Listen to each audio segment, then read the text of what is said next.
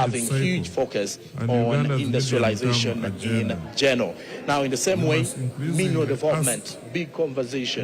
Tourism is part of that. Technology and innovation is also going to be center of the conversations and discussions that are going to be deliberated in here. Now, also, in the same way, we're also going to be looking at ways in which Uganda can also increase its domestic revenue basket, but then most importantly, looking at promoting our levels of export.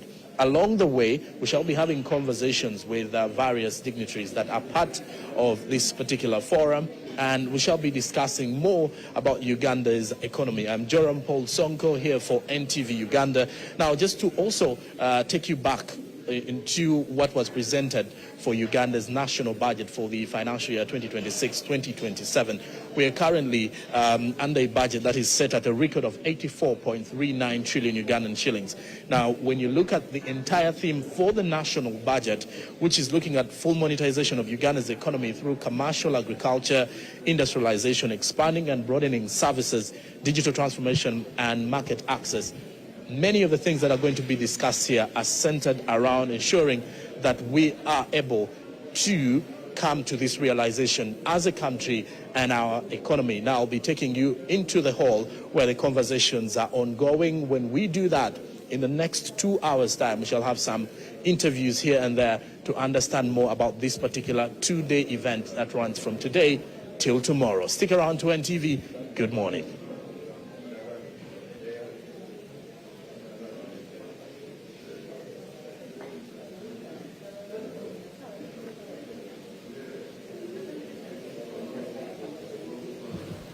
Officially opened. Thank you very much for listening to me. Can we give the Honourable Minister a better hand clap, ladies and gentlemen? Thank you very much, Honourable Minister. And I now take the singular honour of inviting Dr. Richard Newfarmer, the IGC Uganda Country Director, to come and make his remarks. Can we warmly welcome Dr. Richard?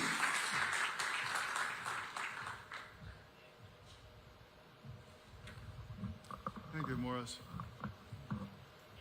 On behalf of the International Growth Center and John, who is here with me, it's a real pleasure to welcome you to the 10th Economic Growth Forum. You know, when the predecessor of the current PS, Keith Muhakanasi, in Washington, D.C., in a meeting, suggested the idea of maybe having a growth forum some 10 years ago in 2016, 2017, I didn't realize that he was asking us for a 10-year commitment to this endeavor. The fact is, I think it's been a felicitous commitment. We've had some wonderful exchanges, and I'm very grateful for the Ministry of Finance, the PS, Albert Musisi, and others for helping to organize this conference, which I think is really an important event for the IGC and I think hopefully for Uganda. Let me give a special shout out to FCDO and the UK government that has been generous in its support for the last 10 years of our activities here. In any case, when I look at the title, I think realizing this growth strategy for tenfold growth strategy in a changing economy, I'm struck by the changing economy portion. In fact, a fast-changing economy is perhaps an understatement of how quickly things are moving. Incipient trends that we saw emerging last year at this time have gained unimaginable momentum moving forward in the last 12 months. Think about it. In the space of the last year, we've seen unprecedented acceleration in technological development in generative artificial intelligence.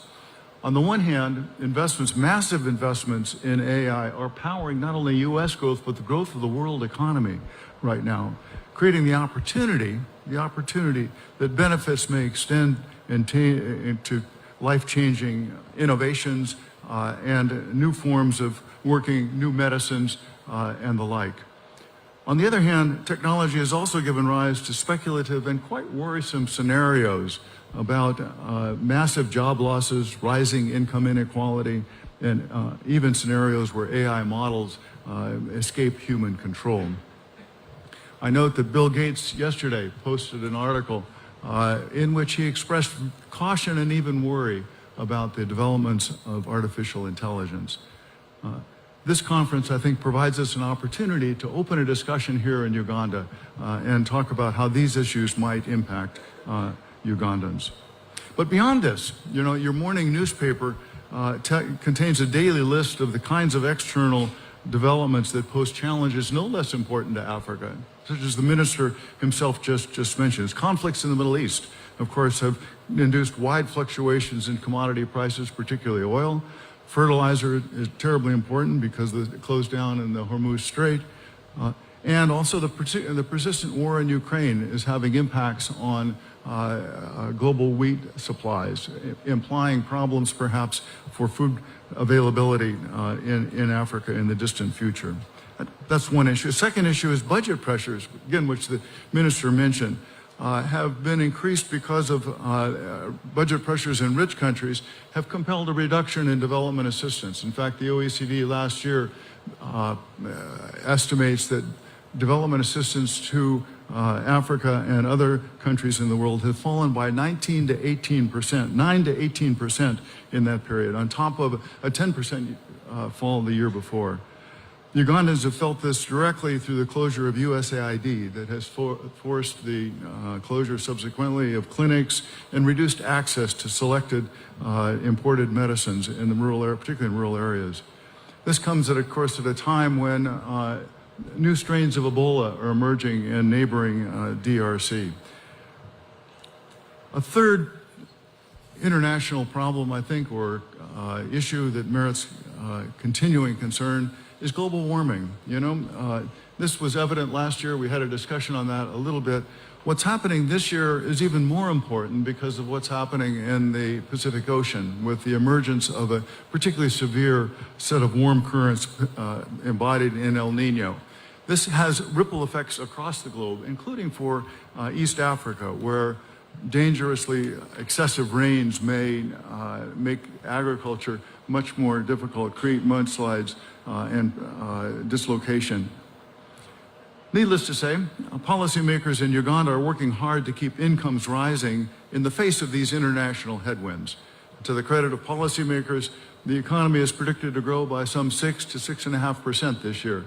That's an amazing accomplishment. And even better is maybe next year, when growth rates could, according to the IMF, range from anywhere from 8 to 10%. This bodes well for raising incomes and reducing poverty in Uganda.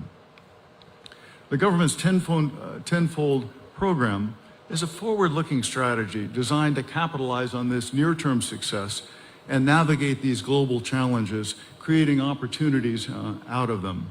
The sessions in this forum will focus on a number of policies that can propel growth: industrial policies, trade policies, the critical role of increasing domestic savings to finance public investment, and to make investment more efficient. These issues go to the heart of the tenfold growth program. They are politically contentious. They often involve painful trade-offs and tough decisions.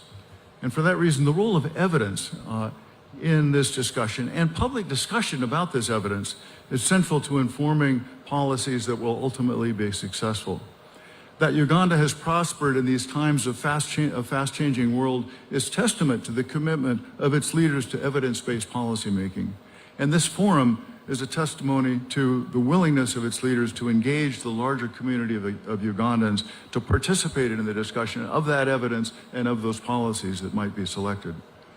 This audience in the past has not been shy about asking probing questions of both print presenters, government officials, and others.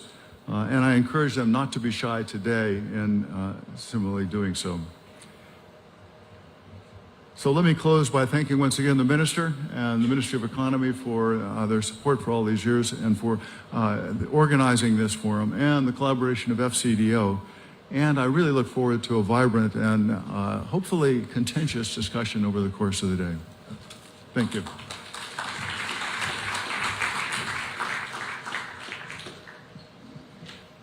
That That hand clap, I guess, is one you give a friend. But this is a partner. So can we give him a better round of applause?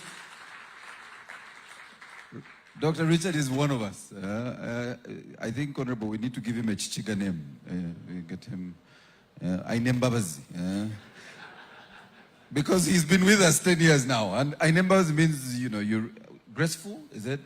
You're graceful. See, because you've been with us, this is a working marriage. Clearly it's working. Ladies and gentlemen, we are going to start the presentations, and clearly the very first person to give us an overview of where we've come from since 2017 is none other than our PSST. What we've done for you is, because he has a really lengthy profile, we've put the profiles in the books, right? So you can find his profile. It's the first one. When you go to the end, all the most important information you'll find. So ladies and gentlemen, our Permanent Secretary and Secretary of the Treasury, Ramadan Gobi.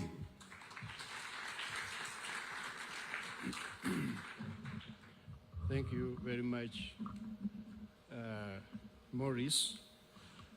Maurice usually gets in trouble mentioning my name. Sometimes I'm Ngobi, sometimes I'm Gobi. My name is Gobi. Honorable Minister and colleagues, can we get these slides on? We are going to get some of the evidence to policy action for the growth of Uganda from this very forum in the past 10 years. And I would want to scan the lessons we've learned, the impact, but also the road to our tenfold growth.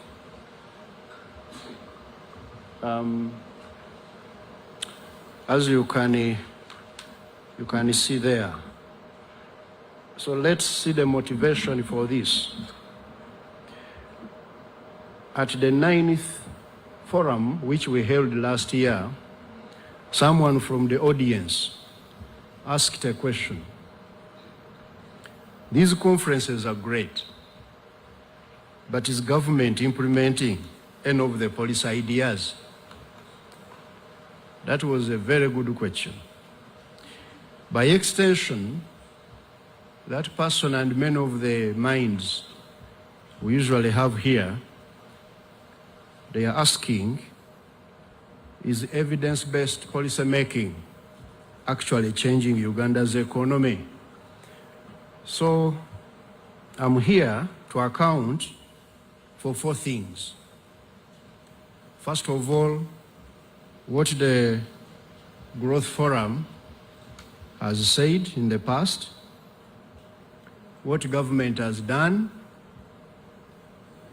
what has changed, and what next. But let's ask and answer this question. Where did we come from? How did this forum come into place? The challenge about 10 years ago was actually growth. We're not growing fast enough. About 10 years ago today, government observed a very steep decline in the growth rate, and this low growth constrained revenue mobilization. That's why you can't talk of revenue when you're not growing. The economy must grow. Growth is nearly everything in economics. And as a result of that reduction in revenue, we do not have enough resources for public investment, but also for financing key priority areas, including investing in people, in education, in healthcare, in water, and so on. And this in turn made it very difficult for the country to achieve transformation. And by transformation, we mean getting the economy to move to another level in terms of the structure, in terms of the jobs, in terms of the incomes of people, and so on and so forth. What was the response?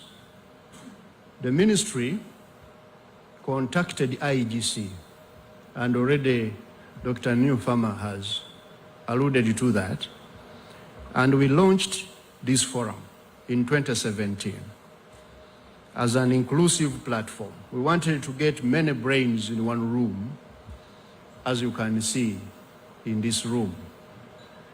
We have politicians, and very key politicians, you have seen them, who are the policy makers. We wanted to get the key bureaucrats, like a DST, sit here, think about these issues.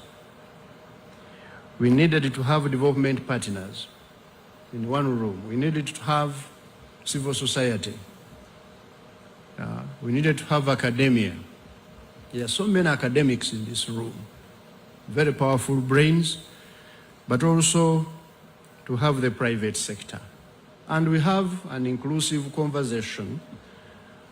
But as we do that, our model first is to get clear policy questions.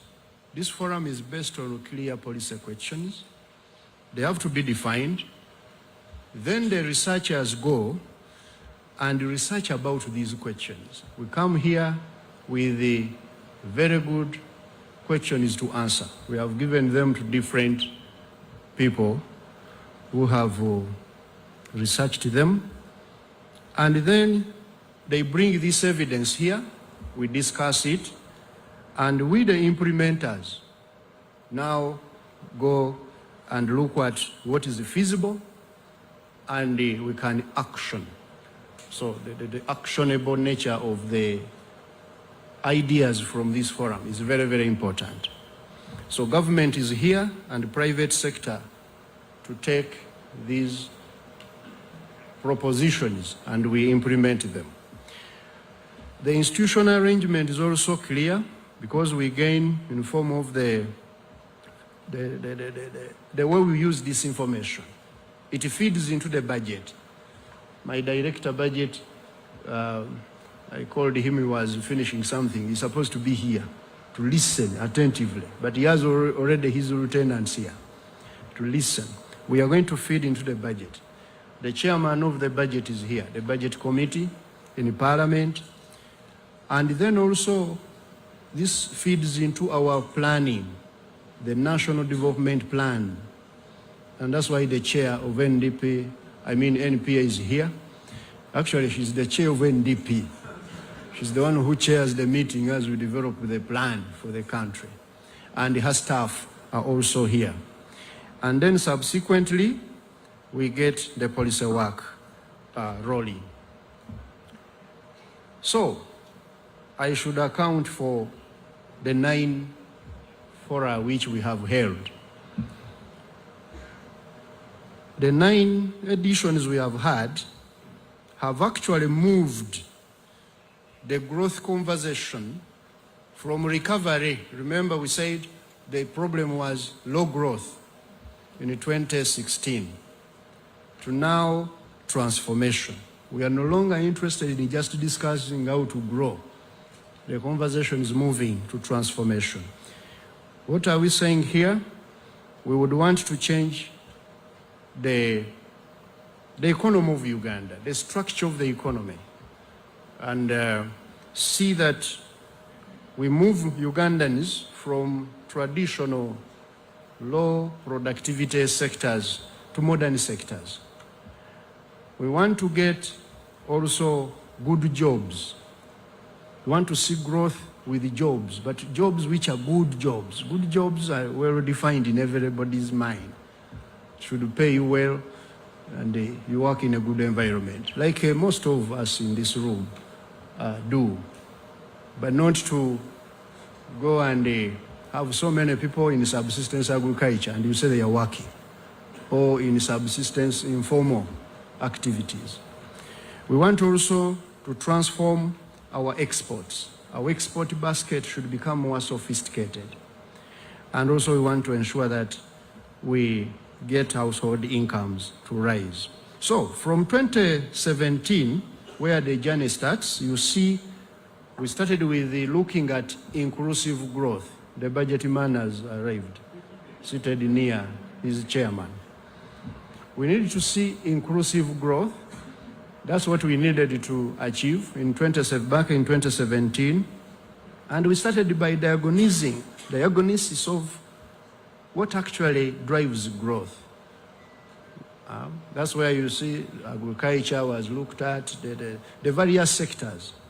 And then we moved to the second forum, which we held in 2018, and now we wanted this growth to feed into the budget and see how the budget can contribute to the growth as well.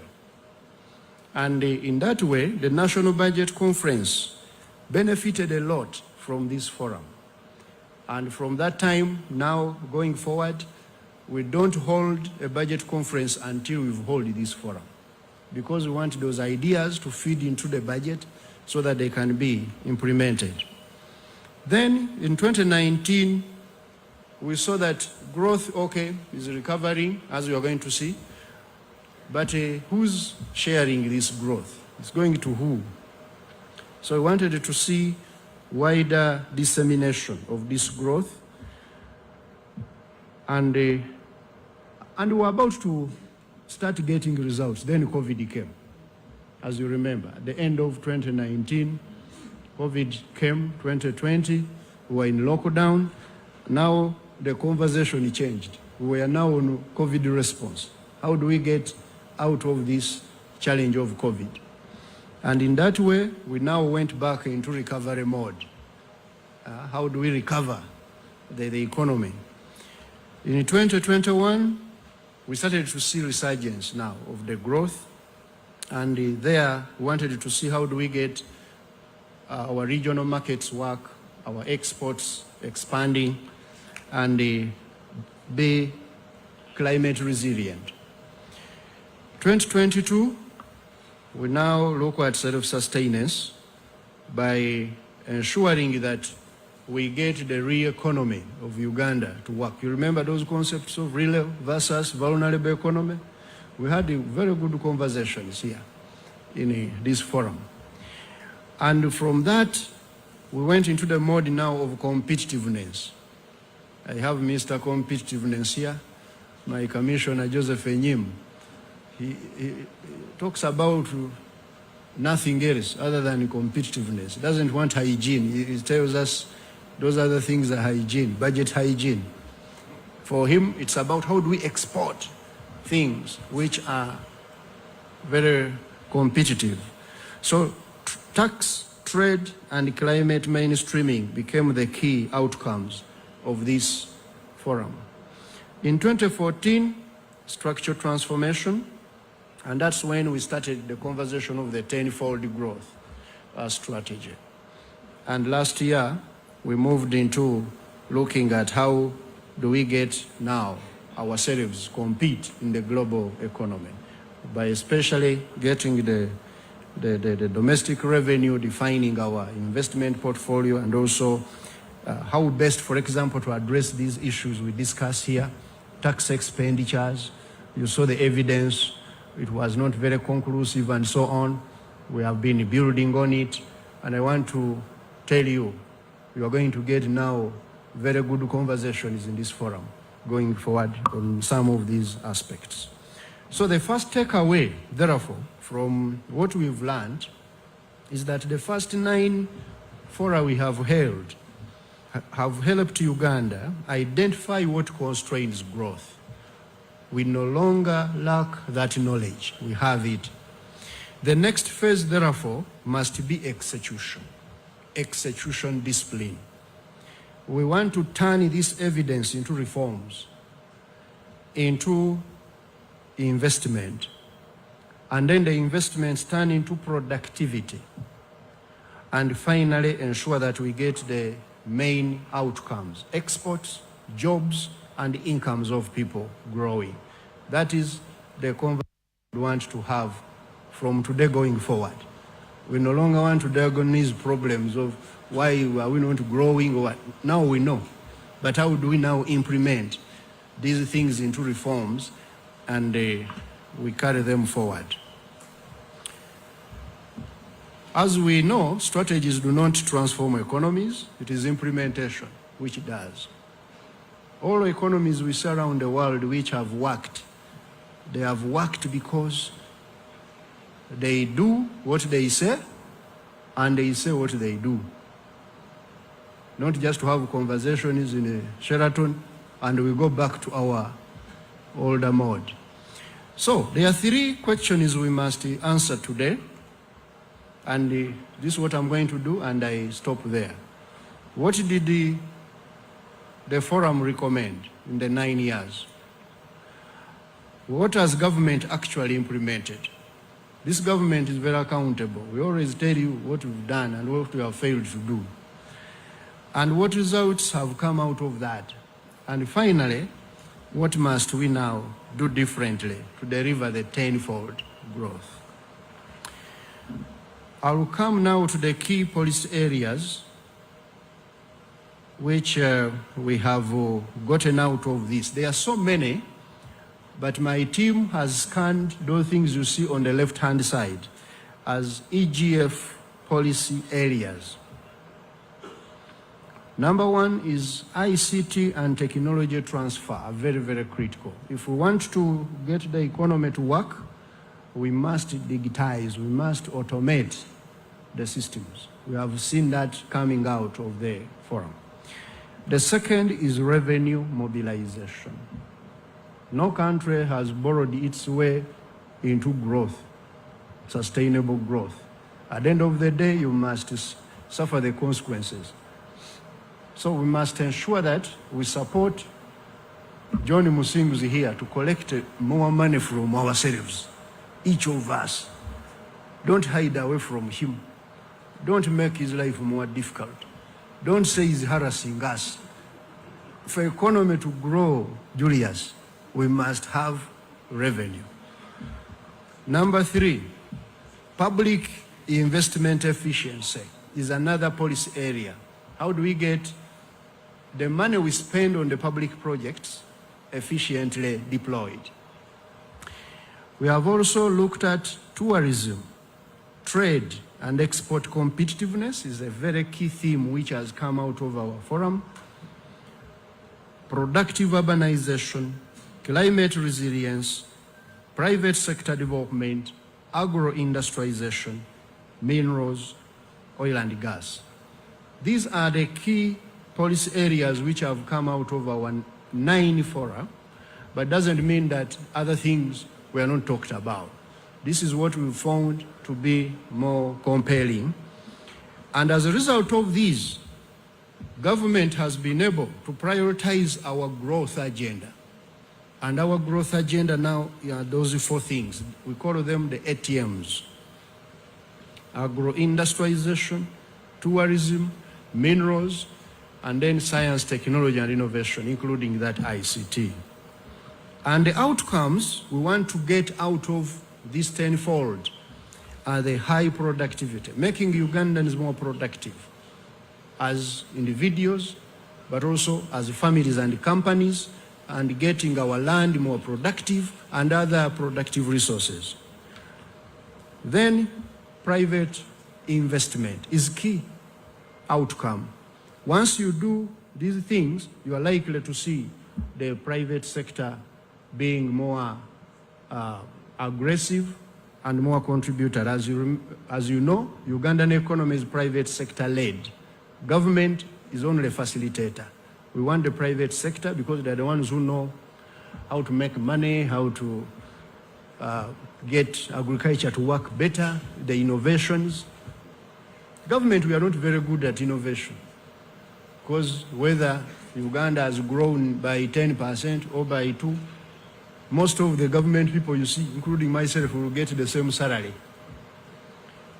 When we get 3% growth or 10%, same salary. Government does not reward good performance or punish bad performance. But private sector does. You will not make money if you make mistakes. That's why we need the private sector to be the one to be in the lead.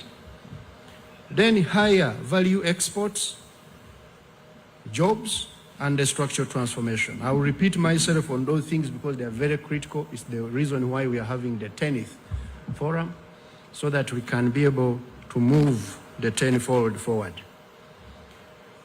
So Uganda, as a result of that, I've told you, has been able to restore growth. The challenge now is to raise its quality, but also its speed. You can have growth, but when it's not good growth. We want to make our growth qualitative in a manner which I'm going to explain. Starting with that figure you see there, it shows you the journey we have had in the past 9 years.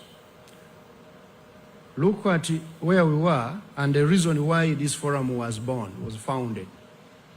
Uganda was growing at 3.1% in 2016-17. That was the growth. What was the main shock? Drought. We had a bad drought. That year, if you remember, after the elections, there was no rain for quite a time. And in Uganda, when there's no rain, problems. How can we rely on gifts of nature? So we learned our lessons from then, and we are working. That's why we are not compromising on certain things. But then the growth recovered. I shouldn't really say that it is the forum which led it to jump to 6.3. We haven't yet tested that causality. But we were doing quite well for a couple of years. Then COVID came, another shock.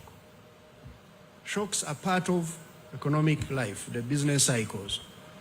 And with COVID, we dropped back to 3%.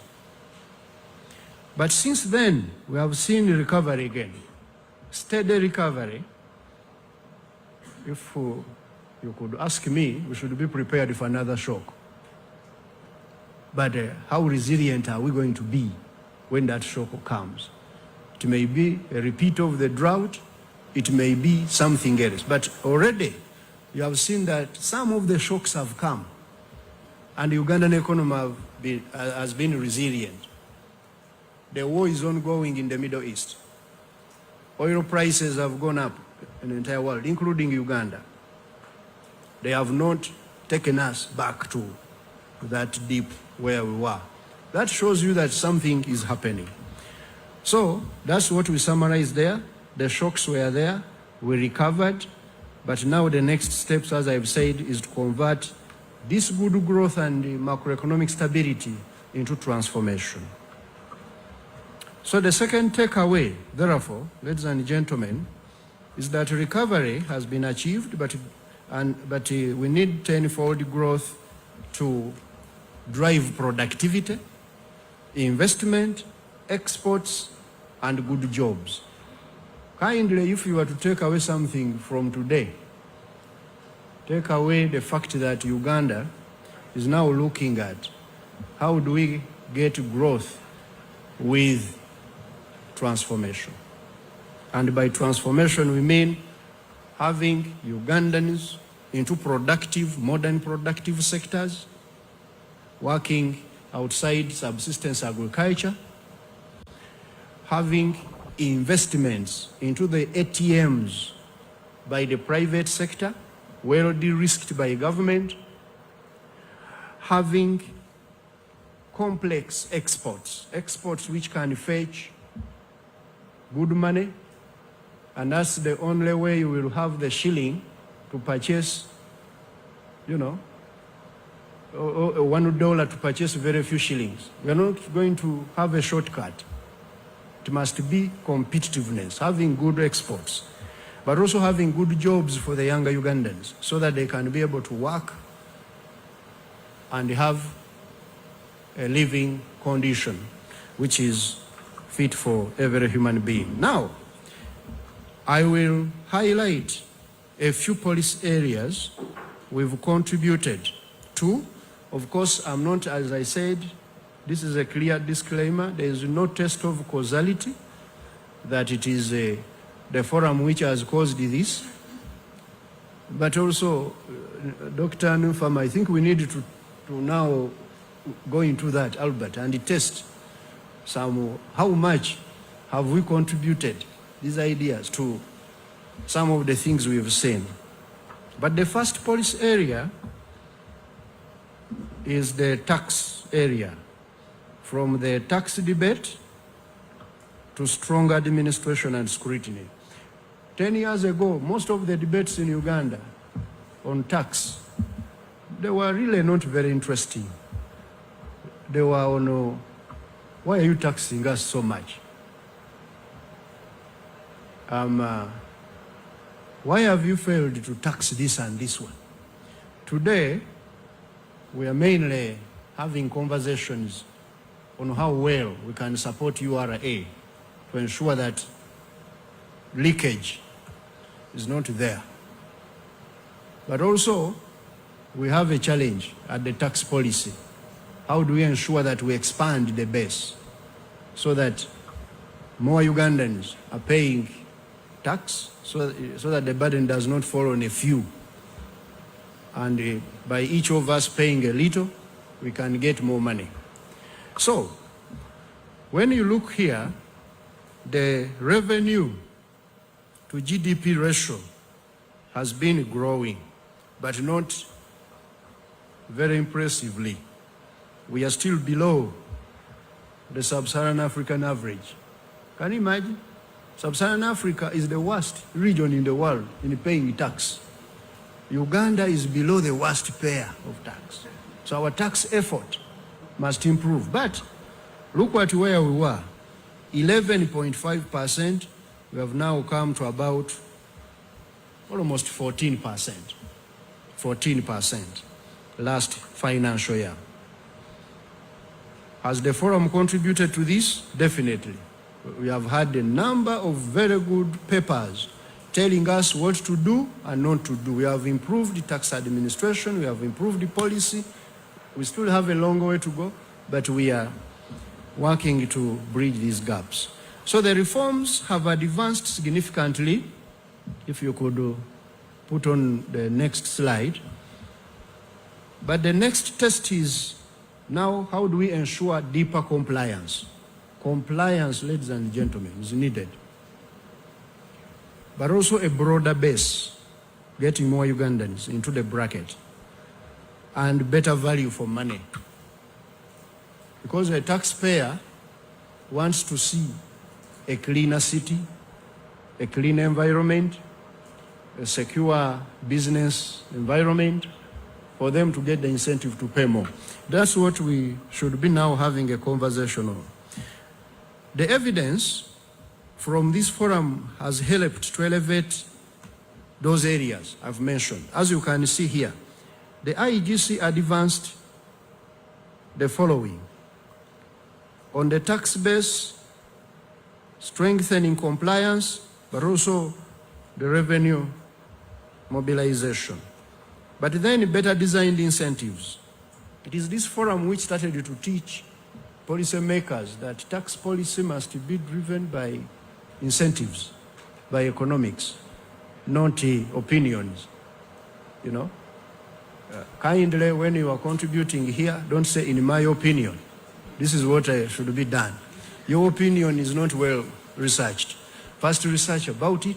Let us listen to what the researchers have found by running models and doing all the things which researchers do to give us very well filtered evidence. Greater scrutiny of tax expenditures. You remember the question of tax expenditures? The debate now is changing. My friend Julius here is no longer asking me the questions he used to ask. These exemptions, why are you giving them? Remove them. Now it is, are they effective? Where they are not effective, what are you doing? That conversation is healthy, and it is because of this forum. And then the growth-friendly taxation. Taxation which does not impede growth, which does not damage the ability to grow the economy. Government has implemented the following out of these proposals. Digital tax administration. Now at URA, digital stamps and the automation of all our systems is the norm of the day. Out of this forum, we are now going for IFRIS. At one time, a couple of years ago, people were telling our leaders, IFRIS is a new tax. Remove it, Mr. President, IFRIS.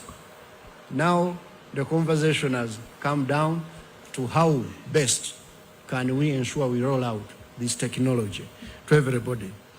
Then broader taxpayer registration, tax expenditure monitoring. In the URA now we have a unit which tracks our tax expenditures.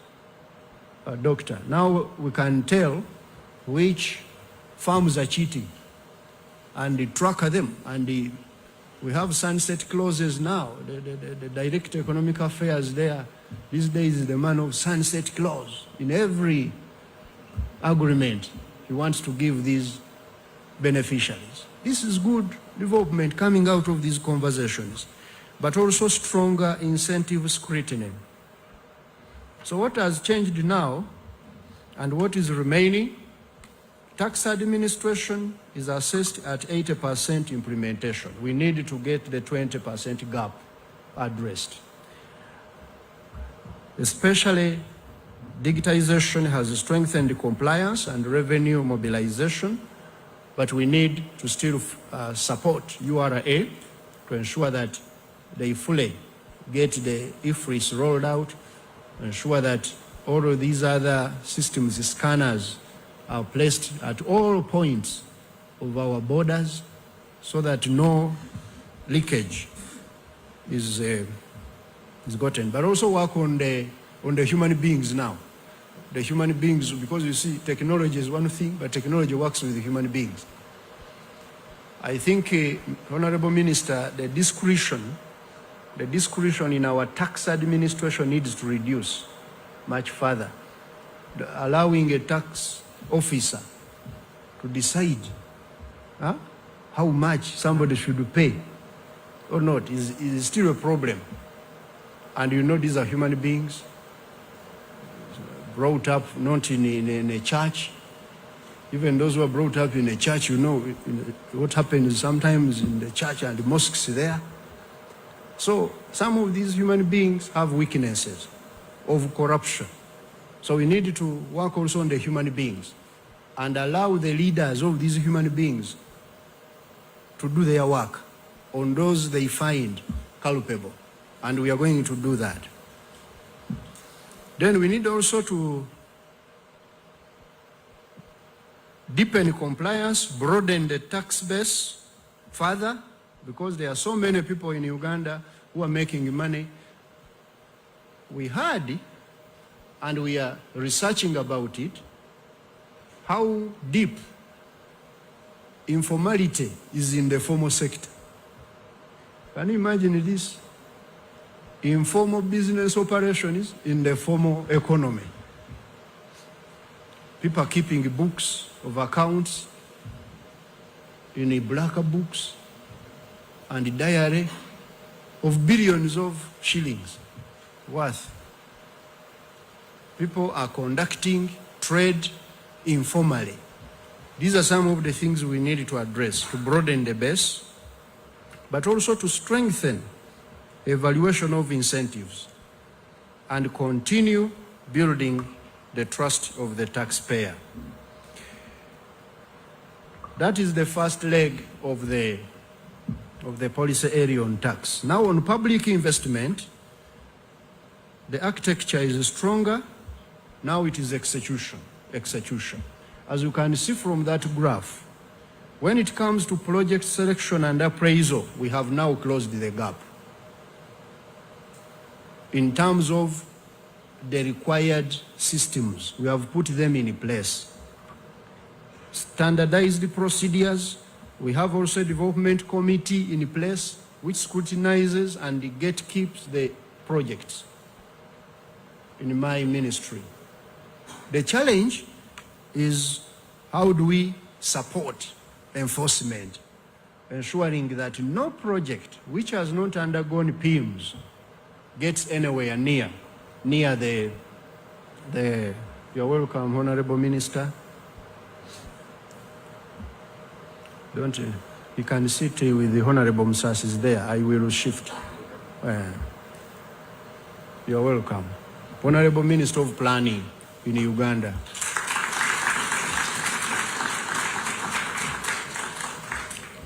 Then integrated bank of projects has also been put in place where a central repository supports transparency, sequencing, and prioritization of the projects. You no longer get to our PIP just by saying, you know, I've been directed by the Prime Minister. This project must be here. No, you must go through the PIMS and ensure that also the integrated bank of projects, you are there. We sequenced them. Which projects have come in should get out first before we talk of others. Operating guidelines. These ones, we have also started on them. The manuals and project preparation, they have been disseminated, but we still have a gap of about 20% we must close in guiding the ministries and agencies of government on how best to operate projects or public investments.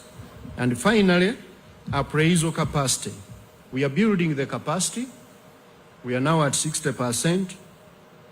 Skilling, staffing, they are the ones which remain as a big gap. But now we have brought the training home. We used to send our officers abroad to train. We are now working with Makerere University, and we are developing a very powerful system of training ourselves in project appraisal and project implementation.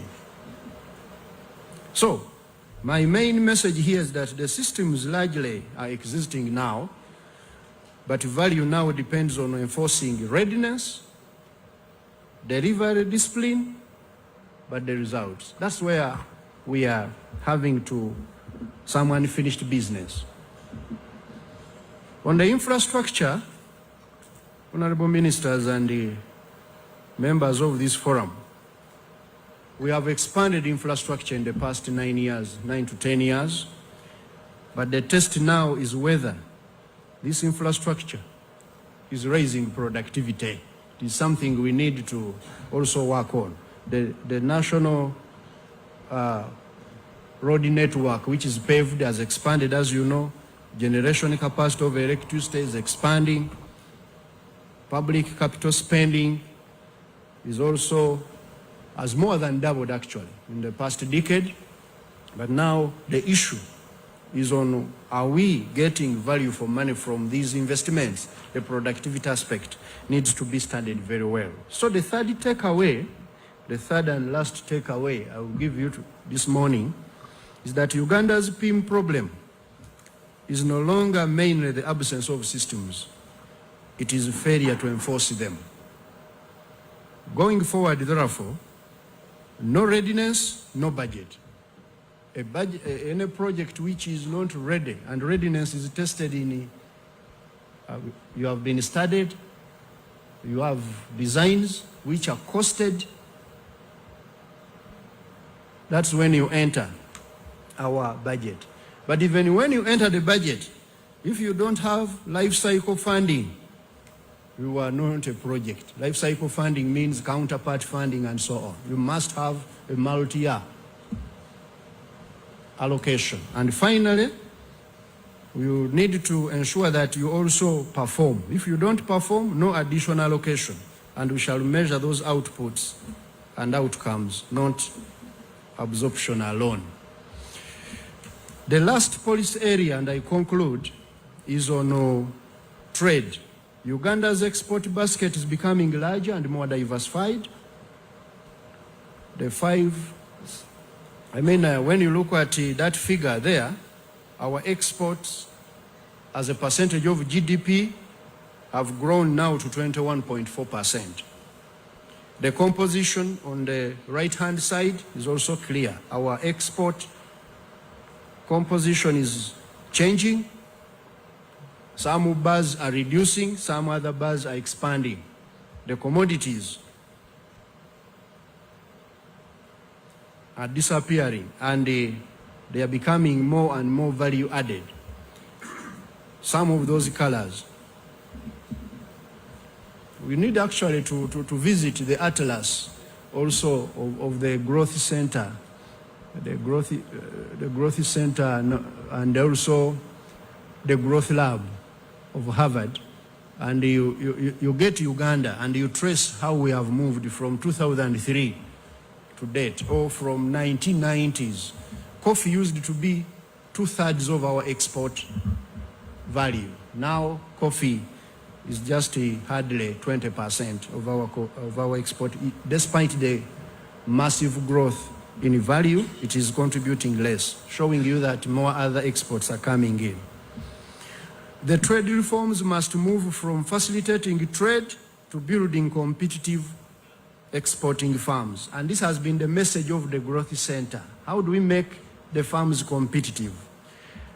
I will leave you with what the forum has advanced on the left-hand side, what government has implemented in the middle, and what has changed, what remains on the right-hand side. Please ensure that all members get this for the interest of time. You know, we've done a lot of things in 9 years. I need about 9 hours to explain them, but I'm trying to summarize them. Urbanization. You can get to the slide of urbanization. The cities must become production systems, not merely concentrations of people. This has been the key message of the forum over the years. Don't just get a city and you say a village, and you say now this is a city. No, that's not how cities are done. Cities must have production systems. Density must lead to farms. The farms will create jobs. The jobs will get the markets created. When people are employed, they will buy more. And once that happens, productivity will increase further, and John will get more revenue. Those are the cities we want, not the concentration of human beings.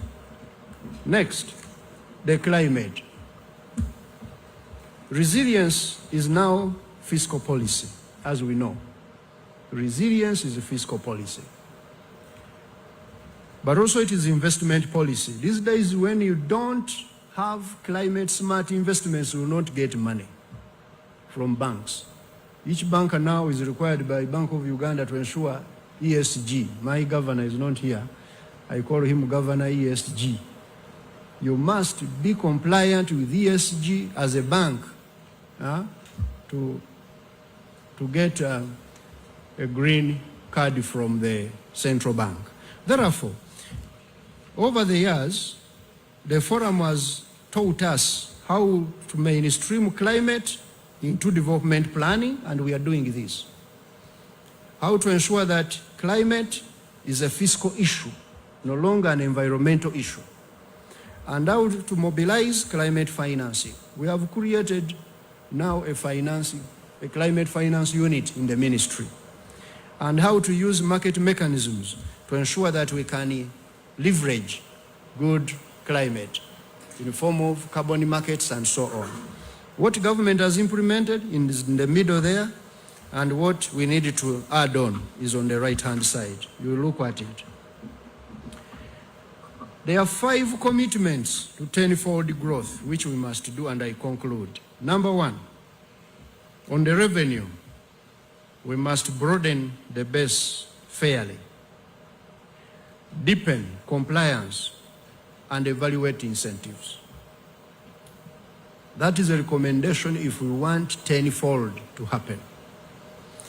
Number 2, we must fund fewer better prepared, high return projects and enforce readiness instead of getting everything done in one single medium term.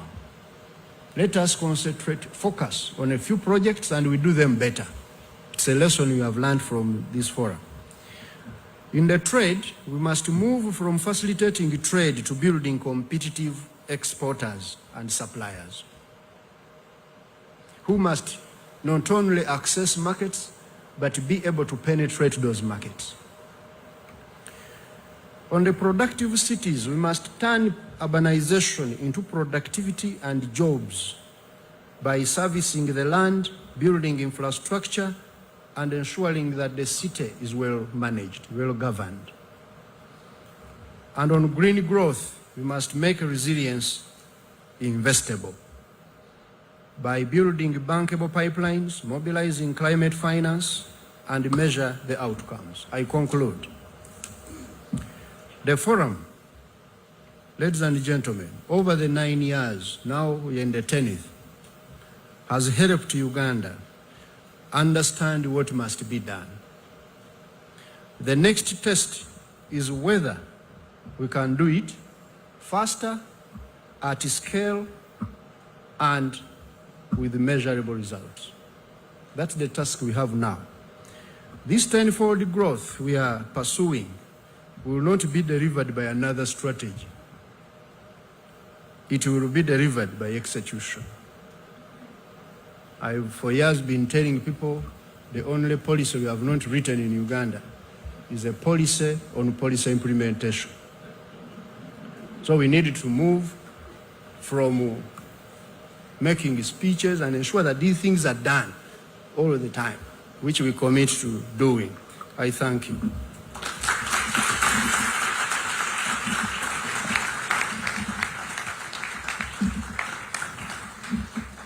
Surely that's not enough. Can we appreciate the PSST? Julius, PSST must sit near the minister in case he consults. So Julius, you sit in the middle. There might be some consultation. Sorry. Yeah, the minister might want to consult. Dr. Richard, I think this is a good evaluation over the 10 years, right? This was a deep dive from where we've come 10 years later. We want to appreciate Dr. Albert and the team. Can we appreciate Dr. Albert and the team?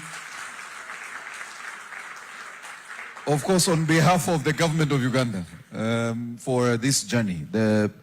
It's very clear, we now know where we want to go, PSST.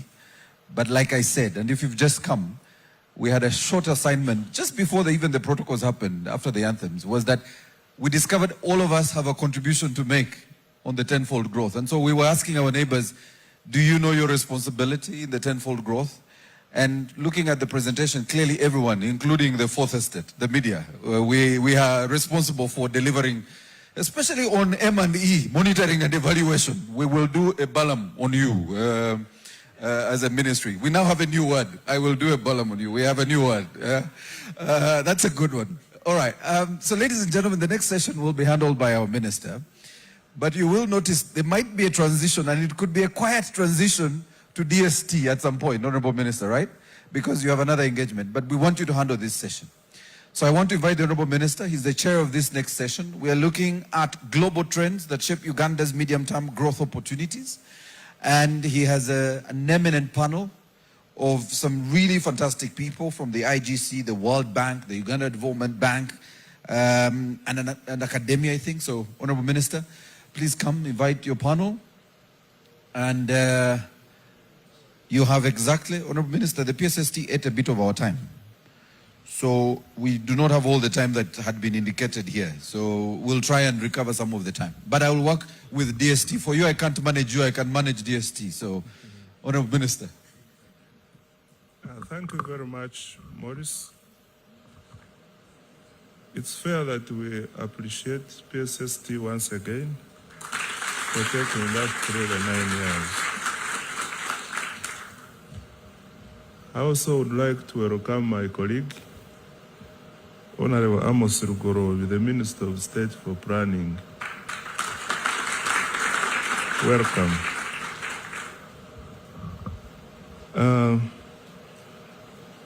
My session is on global trends that shape Uganda's medium-term growth opportunities. Ladies and gentlemen, Uganda's medium-term growth prospects are being reshaped by major global shifts in technology, trade, and climate.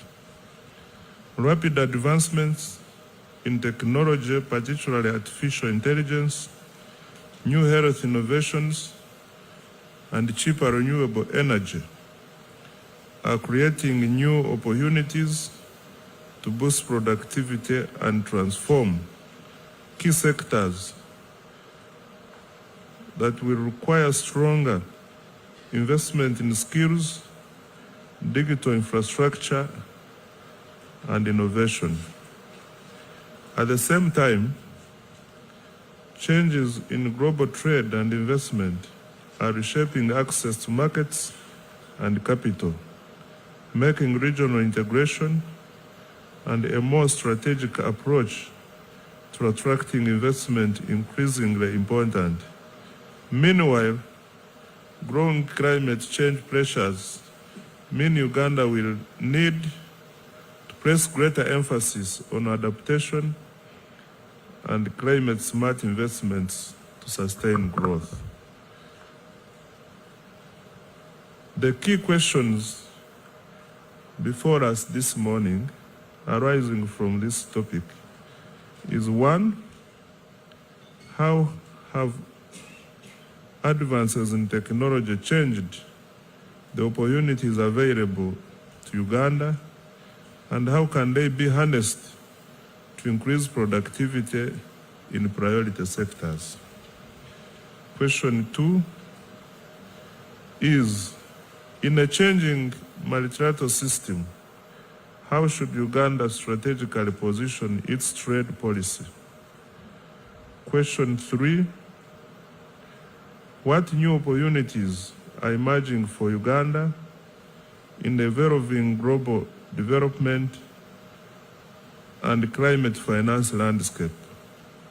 And what financing and institutional mechanisms are needed to scale up adaptation efforts? To answer these questions, I would like to invite the following presenters. Mr. Shahrukh Wani from the Economic Growth Center. Please come forward. Let's welcome him.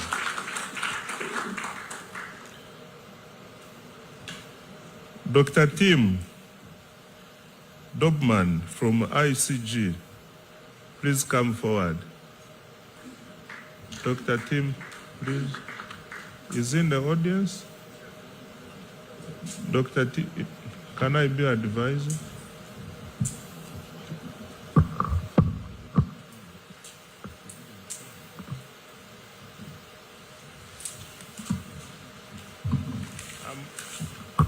I'm advised Dr. Tim did not travel,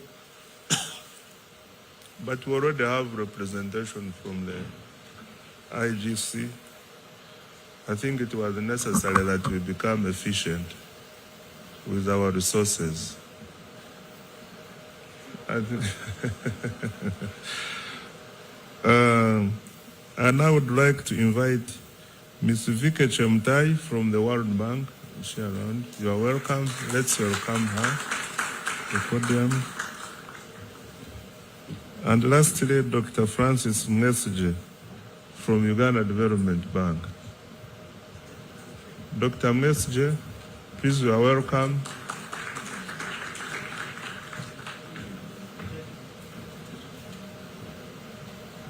The two are going to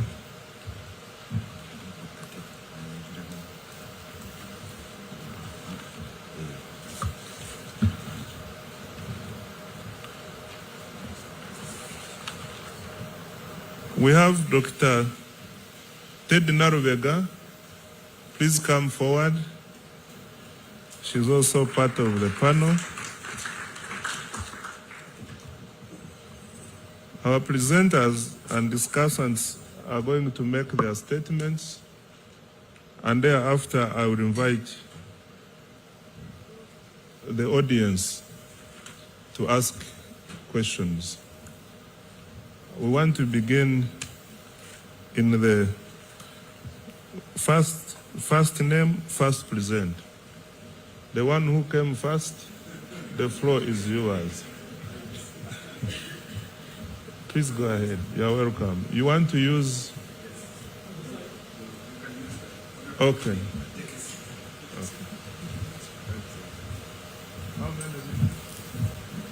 Yeah, that's an important question to say. I've been told 9 hours?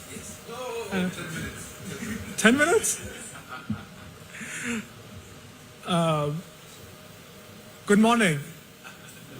We can do better. There seems to be a rhythm here. Thank you so much. Thank you, Honorable Minister. Please allow me to, this will do something. Observing all protocols already stated for the sake of time. It's really hard to present an AI because unlike a lot of other areas discussed today where there's a lot of evidence and data and research, there's not a lot of work which has already been done on this. So there will be a lot of speculation today. So please do allow me to indulge on this. I was thinking of setting myself a challenge on what exactly we want to get out of the next 10, 20, 15 minutes. And I would like us to live with 3 things. One is make a case that AI is really important, not just for our daily jobs using ChatGPT or whatever, but it is really important for economic transformation and economic growth and development, but also both positively and negatively. The second takeaway challenge I would like to set myself is to convey the level of uncertainty. And this is really important because the more people you speak to who work on AI, whether on the technology side in labs like Anthropic or OpenAI, or a few economists who are working with them and thinking about this carefully, you will get a very wide range of opinions what is about to happen, and there's very little data for us to predict on what is going to happen. So there's going to be a lot of uncertainty baked into what I will be saying today. So please don't hold me accountable for too much on that. And the third thing, perhaps borrowing from the excellent presentation by the PS, that I will make an argument, even with the uncertainty we have in front of us, we should act. As government, as researchers and other partners for governments, that we can do a lot more than we have done so far. So I'm a very democratic person, as my colleagues at the IGC would tell. So I wanted to start by a poll of the room. And if you agree, just raise your hands. If you don't agree, please keep them down. I want us to imagine a future where AI is used very widely. So let's think about this. So by 2035, do you think that AI will be widely used by Ugandan citizens in their everyday lives and work? And you can imagine that more than half of the citizens with access to internet. Oh, wow. So this is, can you keep it up for a second so we capture it? Let's see. So I'm looking at about 90% of the room roughly agrees. It's funny, if you ask this in the UK, you get much lower numbers. So we'll talk about this in a bit. Let's think about government itself. By 2035, do you believe that the Ugandan government will use AI in a meaningful way to improve service delivery, things like education, healthcare, and you can think about various different things, writing meeting notes, transcribing meetings using an AI software? Do you agree by 2035 the Ugandan government will be using this in a meaningful AI in a meaningful way in public service delivery? Please raise your hands if you agree. Wow, that seems like a unanimous 100%. Can I add to it? From the people from the Ugandan government here in the room, are you using AI today in your daily tasks and jobs?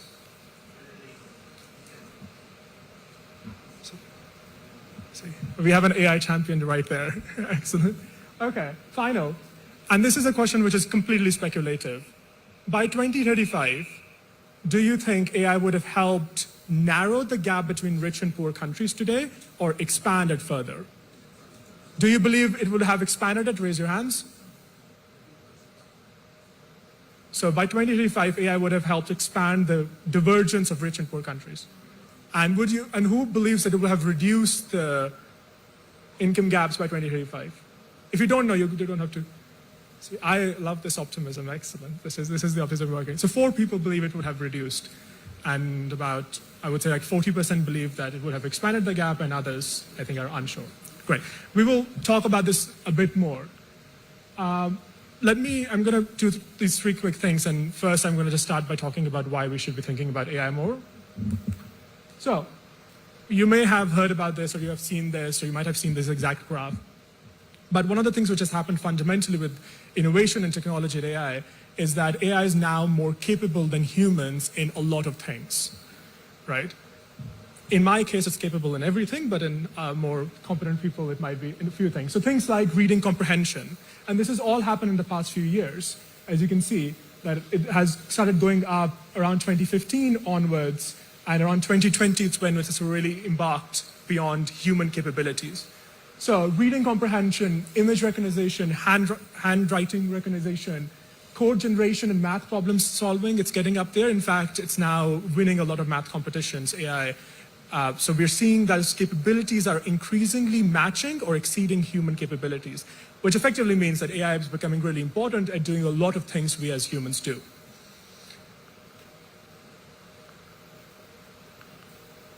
Right? And then the second thing that happened alongside that is the cost of using AI has fallen. A lot of the things we talk about AI as a package of things, let's say machine learning or parts of that, have existed for a while in different ways, but using them has been really costly. But right now you can download, I have ChatGPT and Claude on my phone, you can download things and you can use, partly because of large language models like ChatGPT, very easily. In fact, between 2022 and 2024, the cost of a token of the specific bandwidth of using AI has decreased by 280-fold in 18 months. That means AI is not only becoming really good at doing a lot of things, but it is becoming really, really cheap at doing that. The other thing is, which is really interesting, and if you look at technology adoption over the past few years, now we don't have data of this across the world very well, but internet is a big technology and personal computers are a big technology. What has happened with AI is it has achieved 50% adoption. That means half of all Americans are using AI in 2.6 years of it being released, the large language models being released. But if you compare that with computers, it took 15 years for half of Americans to get a personal computer. It took 6 years for half of Americans to get broadband access after it became commercially available. And that is really important because if that if capability continues to increase, cost continues to decrease or stay the same, and its adoption and diffusion in the economy, particularly in America and Europe and advanced economies in the first instance, continues to increase a lot, that makes it a very substantial technology change in human history. But, as we know from life, that things are not equal. AI's adoption rates are very unequal globally. That map shows the bluer the country, that means more people use AI within a given set of time. It's about 3 months, over the past 3 months. And as you can see that the highest adoption rates, in fact, are in UAE and Singapore, but they're sort of smaller countries with very high incomes. And then US, Canada, much of Europe, and then Australia and New Zealand have very, very high levels of adoption. And then you will have China, Indonesia, Turkey, India as sort of a second tier level of adoption levels. If you notice, much of Africa is very, very light. And South Africa has the highest levels of adoption on the continent, but globally it is one of the lowest rates of adoption. That means very few people in Africa are using AI regularly. It's also very strongly correlated with per capita income. So countries which are richer tend to use AI a lot more, and countries which are poorer tend to use it very little. The other thing to keep in mind is AI development and supply chains. Someone owns the AI model, someone owns the engineering pipeline around compute and things, and they tend to be very concentrated in the US. In fact, the US has 59 of the main notable AI models are American, and then 35 in China, 8 in Korea, and then Canada, France, Hong Kong, Singapore, and the UK has 1 each. The rest of the country doesn't have a significant AI model. That means a lot of the economic gains from producing AI are going to be concentrated in US and then in China and parts of other Asia, especially around hardware development, around compute. So what we know from this is that richer countries are using AI a lot more than poorer countries. Africa is particularly lagging behind. And people who own the models and developing the supply chains of it are largely American and then with a gap, Chinese. And the rest of the world is just consuming the technology and not actually developing it. And this has big implication on who's going to get the economic returns from AI too, which we will talk about. So, but let's pause for a second because there's many reasons why we can't in Africa, in sub-Saharan Africa, use AI. One of them could be smartphone. Do you guys know how many people in sub-Saharan Africa have access to a smartphone? That's basically a phone which you can download apps in and connect to internet. Who thinks 80% or more people in sub-Saharan Africa have a smartphone? No? Not even you, Richard? Who thinks half of people or above in sub-Saharan Africa have a smartphone? 2. Who believes about a third of the people in sub-Saharan Africa have a smartphone? About 33%. Who believes it's under 33%? Who believes no one in Africa has a smartphone? That could be complete. So the right answer is about a third of the people. So a third of the people in sub-Saharan Africa have a smartphone. And smartphones have been available commercially for nearly 2 decades now. So it has taken over 20 years and we are at 33% adoption levels in sub-Saharan Africa. So there's no reason to think that just because AI is really capable, that it will just spread around the world without any frictions. We have to make policy choices and investments for it to happen. So there are many reasons why that is happening, why AI is not being used very widely in low and middle income countries. One of them is just access to internet. Most people particularly in sub-Saharan Africa and some parts of Asia, particularly Afghanistan, have very little access to broadband internet. As you can see, the lowest rates, under 20% or so, are in sub-Saharan Africa. Without internet, it's very hard for you to use AI. The second axis is electricity. You can't use AI if you don't have access to reliable electricity. Again, over 500 million people in the world don't have access to a grid. 9 out of 10 of them are in sub-Saharan Africa. So majority of the world's population without access to electricity is also in sub-Saharan Africa. And finally, which you may think about, is that a lot of the jobs people do in low and middle income countries, not only in Africa, but also in Asia and Latin America, are kind of jobs you don't need AI for or you can't use AI for. So this is a really cool graph, which I love. It's from Anthropic. And the wider the blue dots are, it means that that's where, theoretically, AI can be most used for your day job. So if you think about management, business finance, computer mathematics, that's where, and legal areas, that's where AI can help a lot. So you can think about this like coding. The engineers at IGC have become really productive over the past year because they don't have to write most of the code anymore. Claude writes it and they just have to check it. Now, that means they're very productive, but that also means they might have a threat for a job. No ideas, Jonathan. And then red is how many Americans in those professions are actually using AI. So there's a big gap in adoption of where theoretically you can use AI to do your job or parts of your job where actually it's happening. But you can think about this way. How many people proportionally work in agriculture versus in computer and mathematics in Uganda? Most people work in agriculture, and right now, AI is not the kind of technology we can help in a lot of the work people do in farming and etc. On transport and production, particularly manufacturing, right now the consensus is that AI is not going to make drastic changes to the actual manufacturing, but that can change very dramatically with the integration of robots and artificial intelligence, which China is investing a lot on. And if that happens, if manufacturing becomes far less labor intensive, it already has become less labor intensive over the past few decades, that could have major implication on this export-led growth model where you want to move people from farmers to factories, but then factories don't need a lot of people to work, so they might not be in areas with cheap labor, they might be in areas with cheap energy access or other places of the world, and that has big implications. And this is a graph from Dina at Coefficient Giving, and it's a really good illustration of mapping out all the professions I just mentioned there, per country, and then compare them to how many people in that country work in professions where AI is most exposed to. Again, Russia, the US, Australia, the UK, more people work in professions like management, computer, legal, financial industry, where AI can make the most drastic changes in tasks and change the nature of those jobs. And Africa and Central Asia particularly have very little people who can use AI as part of their main economic activity. So that's sort of a tour around that AI is really powerful, very cheap, can be very useful, but there are all these constraints to actually using it in developing countries. Now, what could AI change? So there's no answer to this question. I spent the past few weeks talking to about 20 people and asking this question, and they gave me 800 answers. So we don't know is the right answer to this. And it's going to depend, I was thinking, on 5 big questions on what happens over the next 2-3 years. And it's important as governments in Uganda and other places to keep a track on how these questions are panning out in global politics and economics.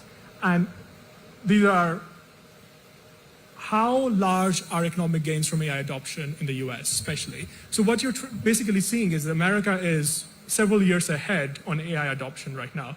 So Uganda and other developing countries can assess how big economic gains are going to be on productivity levels in American firms. Some people estimate that this would be one of the largest shocks, positive shocks to productivity of firms, that companies are going to become really, really productive very, very quickly, akin to industrial revolution or access to internet and energy.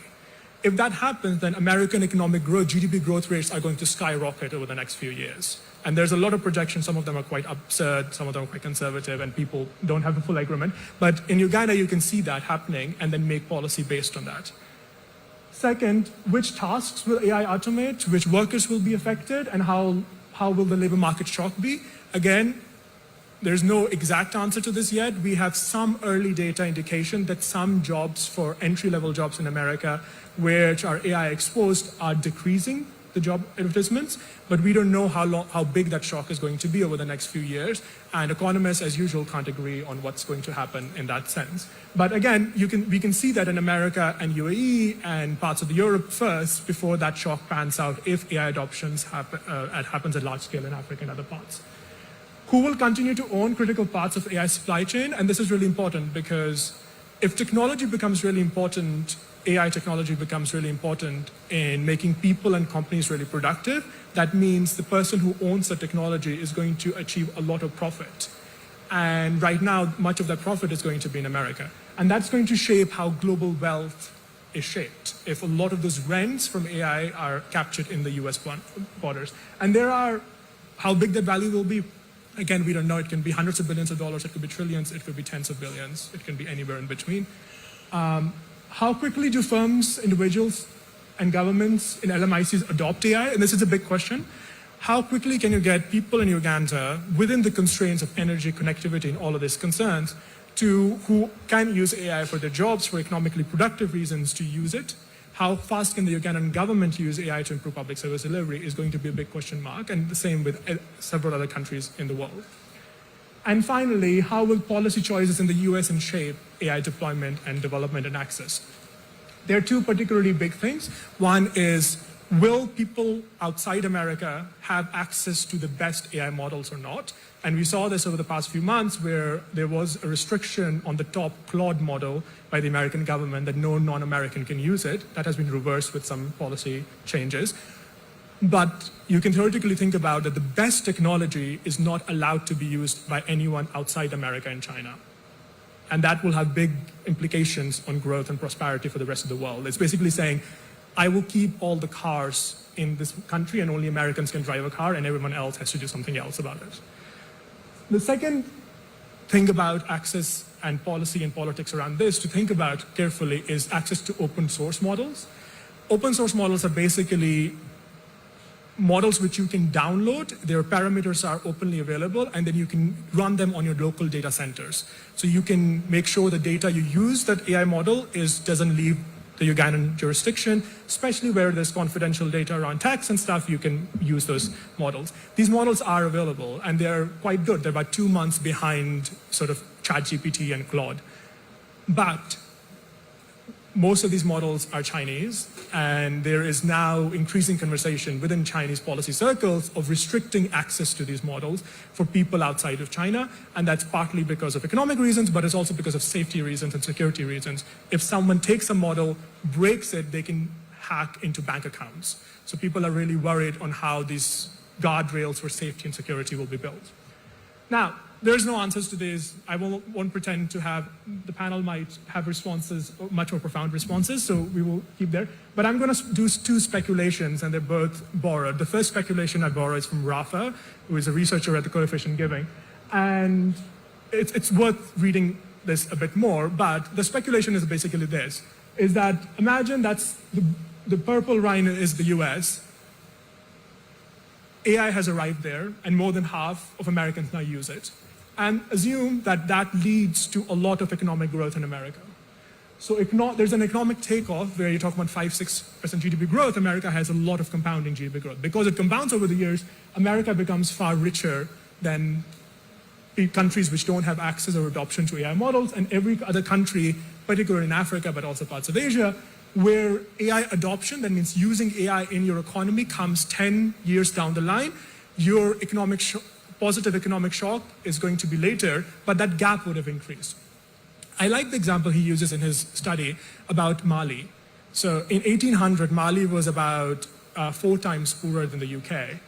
And with the Industrial Revolution and the steam engine in the UK, today it's about 25 times poorer. The gap between the rich countries and the poor countries increased because of Industrial Revolution. The argument Rafa and other people, researchers are making now, is that that is going to increase quite substantially more over the coming few years. And if the adoption rates are as high as we've seen in the US, this won't be a 10-year horizon, it might be a 5-year horizon, so it will be very, very quick how this would happen. This is all speculation at this point. The second speculation is AI will change the kind of jobs you can create. So this is from Eric at Stanford, and the study is largely American, but you can speculate it in Ugandan context. Is basically if you're the lowest end, this is the kind of jobs where we think AI will not be able to impact those jobs as significantly. And if you're at the highest end, those jobs will be most significantly impacted. Now, you may think, well, most people in Uganda work in agriculture or cleaning, construction, repair, manual work, so AI will not impact job creation. But it's worth asking yourself is what the growth strategy looks like for Uganda and for other developing countries. So if the goal is to move people, as India and Philippines and Kenya have done, to move people into service exports, let's say call centers or business process outsourcing or BPOs, that is going to be one of the highest exports likely jobs in the world. That means the growth strategy for developing countries might be drastically impacted because the jobs a lot of countries created to become rich might not be the jobs which will be offshored because AI can do a lot of those work at home for American or European firms. And that has big implications for how we think about the ladder to development on how we move from agriculture, subsistence to other forms of tradable jobs. Again, a note on production here. There's no consensus on this, but it's likely that if service industry, that means legal, technology, and these industries are first impacted by AI, it will be very likely that manufacturing will also be impacted as a second round. And that is, again, a massive implication. That means the factories, even if they move, they may not employ a lot of people anymore. So you might get a foreign direct investment in Uganda to build a factory to produce something, but it will not need that many people to work at because AI can do work collaboratively with people to do a lot of the tasks. But it also means the comparative advantage of having cheaper labor might decrease. That means countries might benefit, companies might look at countries with cheaper energy access or access to their sort of market as bigger determinants of where they invest and where they base manufacturing. Again, broad speculations, but this could be really significant implication on economic growth. So how do you respond? Again, I have some theories. So the way people think about in AI world about what will happen with AI timelines, what is going to happen over the next 2, 3, 5, 10 years, you can split them in 3 buckets. So the people who say it's going to be quite slow, right? That AI's impact on society will be slow, similar-ish to where we are today. That means you will use ChatGPT and other things for helping you do stuff, but it won't displace large amounts of people. Other people believe it's going to be fast, that because AI capabilities are increasing and the cost is decreasing, a lot more things in your companies and firms and governments can be done by AI. That means its impact on how companies structure, firm structure is going to change. That means there will be displacement. That means some people will lose jobs. And then there are people like me, who are slightly pie in the sky, who believe that AI will be transformative. That means it will be akin to Industrial Revolution. There will be mass reorganization of how our companies and societies function because technology will change what is possible. Think about electricity. So one way of thinking about it is AI is going to be the next electricity or the next mobile phone. I think it will be the electricity, but a lot of people think it will be the mobile phone. That means something you can use, but it doesn't displace your job in most cases. If it's transformative, then that's massive economic shock coming ahead for developing countries. And we will be able to see that in American economy and society play out. Now, when you don't know what's going to happen, my suggestion is that you focus on the fundamentals. What you can control, not what we can't control. We can't control what the American government does or labs do or how technology innovation works, but what we can control is building the foundation that whatever might happen with different scenarios of AI playing out, we are able to respond and create good jobs for Ugandans and good prosperity for the people in Uganda and developing countries. So the first thing is getting better data. The thing is, you can't measure a shock coming to your economy if you don't know what's happening. In the US, for example, I found this quite funny, is that there's no single category in the US labor market data which captures software and computer jobs, even though they have such a big technology sector. A lot of countries don't know if AI is impacting some parts of your economy if we don't have good labor force, labor market indicators which governments can capture. We need reliable electricity and connectivity. There's no scenario of AI working out if people don't have electricity and don't have broadband and internet that's going to be helpful in any version of the reality which pans out over the next few years. Digitization of firms, we heard from the government that there's a lot of focus on, let's say, tax policy, but how can more companies in Uganda use digital services, computers, basic software to improve their efficiency? But that means it will be more easy for them to use AI to help improve their production or whatever they're producing. I think it's really important for governments to have teams of people who understand AI. This is really critical because it's really easy to get someone from the outside the government to come and speak about AI, but fundamentally governments need teams of engineers and experts, economists working on this topic inside the government. So Ugandan government knows exactly what it's buying, what it's promoting, what kind of incentive structures it's setting up. And a lot of governments, in the UK, there are now 3 institutes, centers within the government who work on AI. The US government has full-time staff working on this, Singaporean, UAE, Saudi, etc. That's a really important thing. And then, just to summarize, then one of the other important things is rules for data access. AI runs on large amounts of data. AI adoption, AI use cannot happen in Uganda if government departments don't have data infrastructure. That means they don't have clean data sets which can be shared with people who want to use it to build AI tools to improve delivery of services. And that's a big constraint in most of the world. I think fundamentally with sort of this no regret investments, one of the things government can do is start by thinking about where AI can help you in delivering your strategy and your objective. And I think this is one of the biggest areas governments and countries can start with, because while the private sector is the engine of growth, governments are usually the single largest actor in any economy, including in Uganda. So ask yourself, and I like these sort of dots, because these dots kind of represent all the specific things you do in government. You might write speeches. You might go to an excellent economic growth forum once a year. You have to provide healthcare services. So a community health worker has to diagnose the patient and understand if this patient is on high risk or low risk. You have to scan x-rays. You have to decide who might be cheating on their taxes, who might not be. All these questions. Wherever there's large amounts of pattern data, AI can usually help. So one of the things I like a lot, for example, AI can help read x-rays a lot better than humans now in most countries. In the NHS, in the National Health Service in the United Kingdom, now 4 million x-rays are read by AI, which is much more quicker and much more productive. So if you're a nurse, you don't have to sit there and take that cognitive burden on you, and you can use an AI tool to help you make the decision. Again, something which is fairly low cost to use can help you meet your current objective, improving access to healthcare. The other thing you can do is, you have a lot of tax data. You want to detect an anomaly. Maybe someone is cheating on their VAT and how the receipts are coming in and how much they're claiming. What AI can do very easily is look at that data and give you a list very quickly of the firms where their behavior has changed drastically from what they were doing in the past 3, 4, 5 years. So you can tell your auditors not to go and check everything, but focus your energy on those firms. Again, something which has big time and efficiency gains for the government and is also technically very feasible and very cheap to do. I like to think about it in like few buckets on how AI can help governments. First is it can identify these emerging patterns. So you're understanding your economy, your data, your society better. It can help.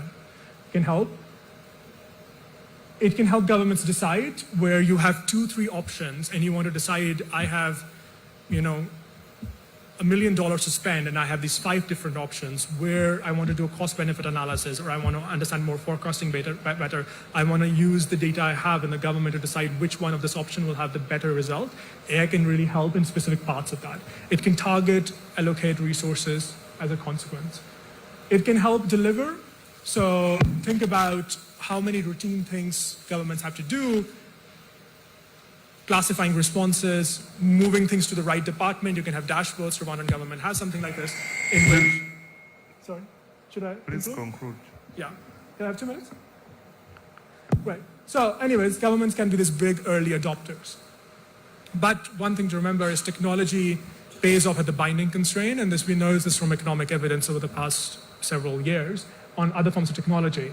If AI can help give better agriculture advice, but if the farmer doesn't have any credit, there's not going to be much impact. So understanding and spending some time thinking about what the binding constraints are and where AI can actually help is useful. I won't have time to go into these examples now, but very quickly, there are a couple of mistakes which I think the government can avoid, and one of them is sort of this blanket ban on using technology because of privacy or not being able to comprehend what it can actually do. So it's important to think about this very carefully and think about the productivity gains of AI as a trade-off whenever there are rules and regulations written on AI. The other thing is, I think, relying on external suppliers. External suppliers are really important and every government needs them, but it's really critical to have state capacity. And this is basically a summary of the things I mentioned earlier, but 5 things which I think governments can do, but we can get this to in Q&A. Thank you so much. Thank you so much. Mr. Wani, thank you so much. I think now we know that when we adopt AI so fast, we become richer. Those who adopt later will become poorer. But also another question is that AI is taking many of the entry jobs. So what is the future of the young children in the environment where AI is determining everything?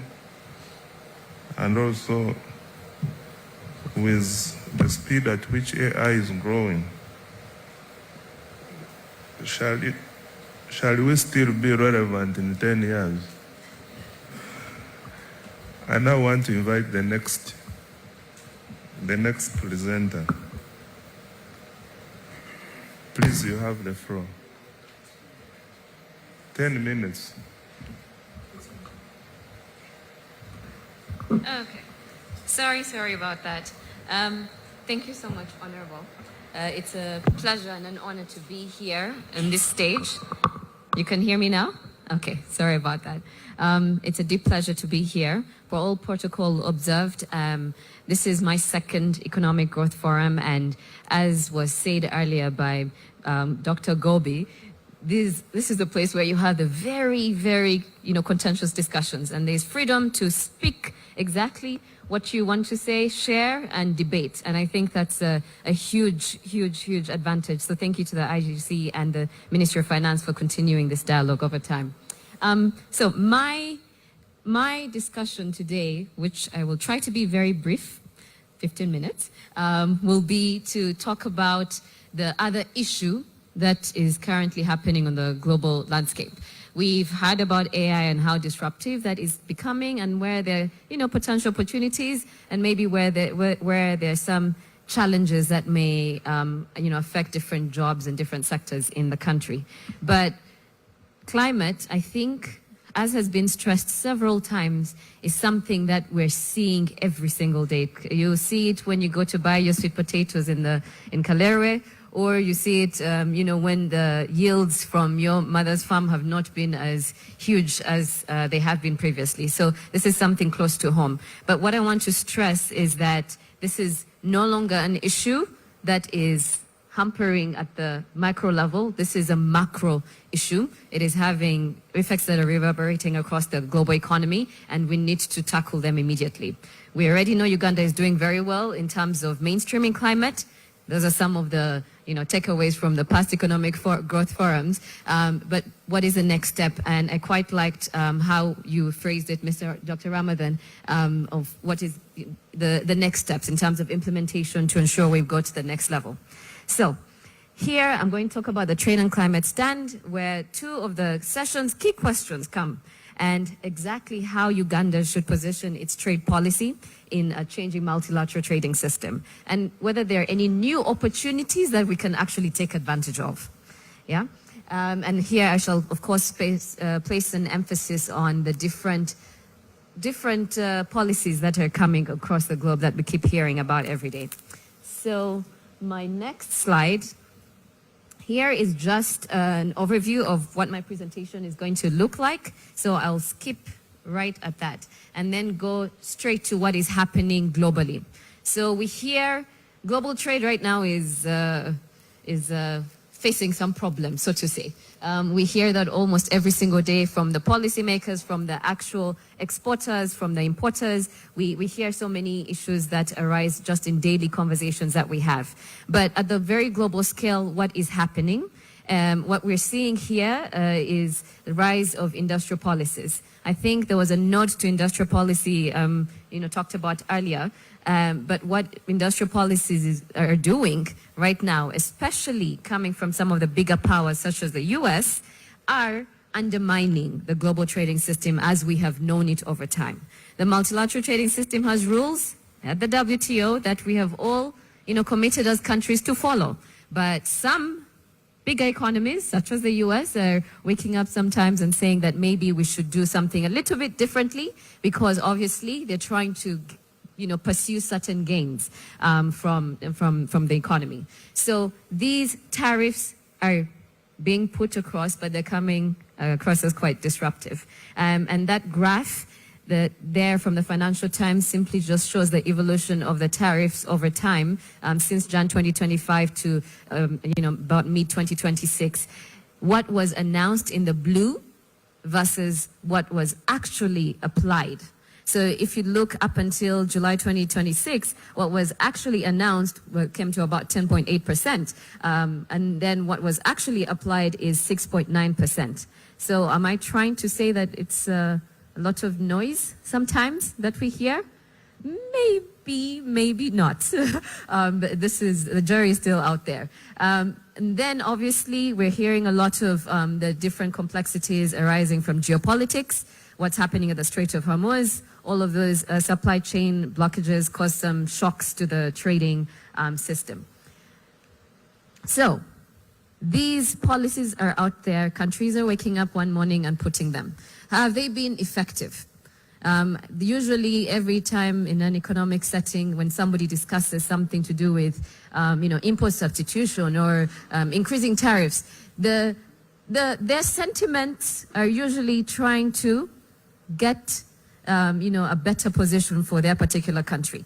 They're trying to protect their industry or trying to protect something that that they want to see perhaps take a different direction. Now, have we seen results? Let's just take the example of the US as I was showing earlier.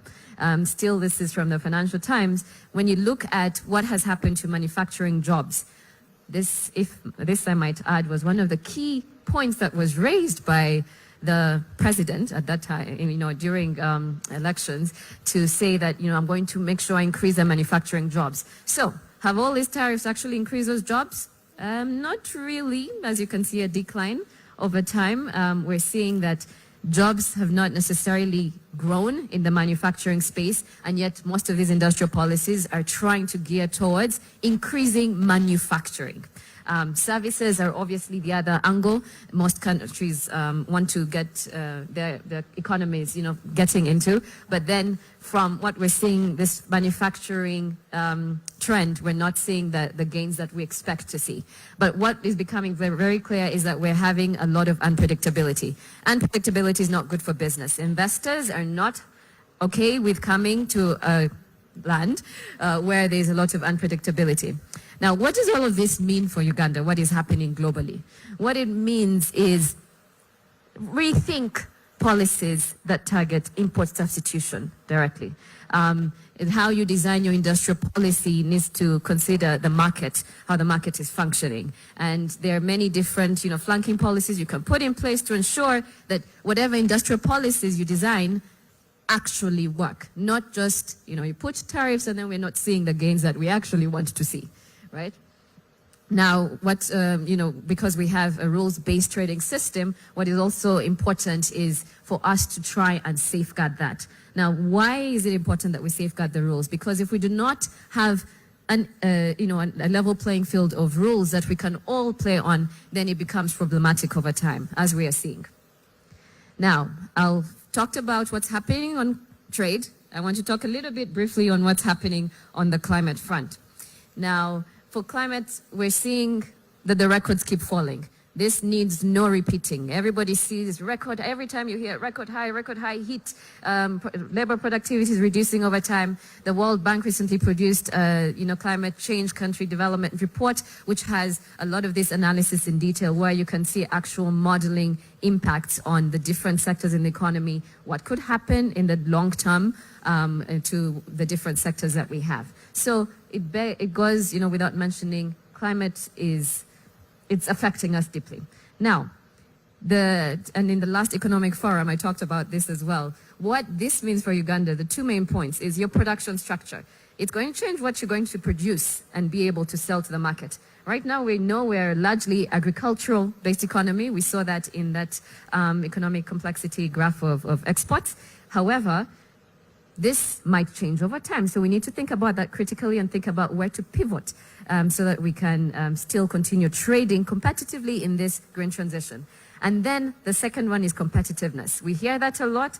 I am a huge preacher of competitiveness, I think similar to what was discussed earlier, because this is the only way we can actually extract the gains that we want from the market. So I'll share a couple of things that can help us improve competitiveness, at least from the export standpoint.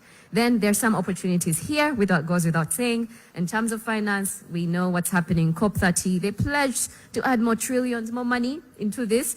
So we'll see, of course, how that is rolled out. But this is an opportunity to take advantage of the financing that exists. On carbon markets, Article 6 is now operational. This is basically the one that sets the rules of carbon trading and whatnot, if you've heard about that. And Uganda, we know we're very blessed in terms of our renewable energy. We have tons of, good forests. So we have sellable assets. This is something we need to remember. The third thing is on the premiums, right? We've seen that climate, unfortunately, it has good and bad issues, sort of impacts. There are some regions which suffered significantly because they got some losses growing coffee in some years.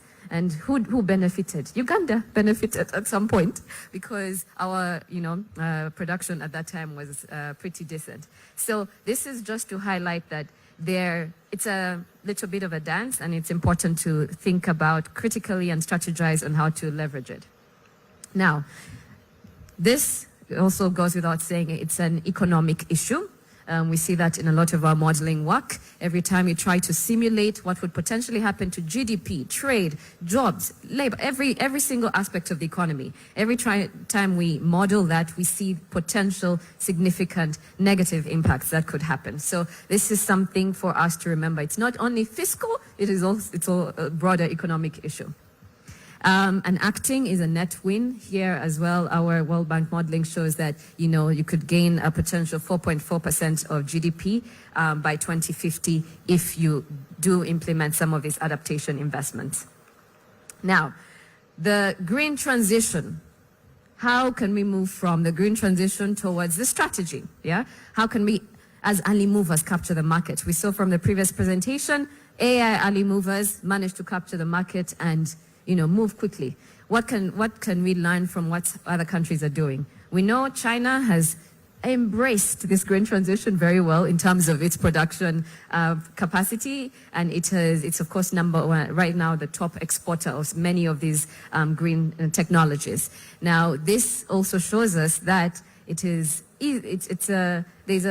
a potential opening for countries such as ourselves, like Uganda, to get into producing some of these commodities, especially for our neighboring countries, whether it's in the parts and components of some of these renewables or whatnot. The idea is there's potential to actually leverage what exists. Now, is there a cost of stepping back? If we just sit there and wait and, you know, observe this green transition to happen, different countries and economies talk about it and actually act, on our front, if we do not act, it's very costly. We see that as many of these policies were put in place, capital did not pause. Global green energy transition investments still hit a record, couple of trillion. So investments are still entering a lot of the green space. That's where the money is flowing. We heard earlier when it comes to banking, that many people are increasingly taking that into consideration when coming from ESGs to standards that they've put into place. So late movers are going to pay more. This is something that we need to take into account. Now, I want to focus just to illustrate this issue by examining two main policies that we're hearing about a lot in the green trade and climate space. And this is the EU CBAM, the Carbon Border Adjustment Mechanism, and then the EUDR, which is the EU Deforestation Regulation. Now, the Carbon Border Adjustment Mechanism, this is basically a slapping of a tax at the EU border on goods that have, high carbon intensity, or they're not able to showcase that they did have a carbon tax in their home countries. And this touches upon several of those commodities, iron, aluminium, etc. Maybe not that we don't have significant exports of this, so it's probably not a significant problem. However, the EU Deforestation Regulation directly touches coffee. What is our top export? It's coffee. And we have seen, yes, we're diversifying the economy. It has increased, we're exporting different things. However, our biggest billion-dollar earning commodity is coffee. So we need to pay attention to this EU Deforestation Regulation and what that means for us. Now, the same logic applies here. Market access, we're going to see it. These CBAM and EUDR are just the new ones that are talked about now. But increasingly, we're going to see a trend where many of these policies are coming into play, and they could potentially affect Uganda's export market access.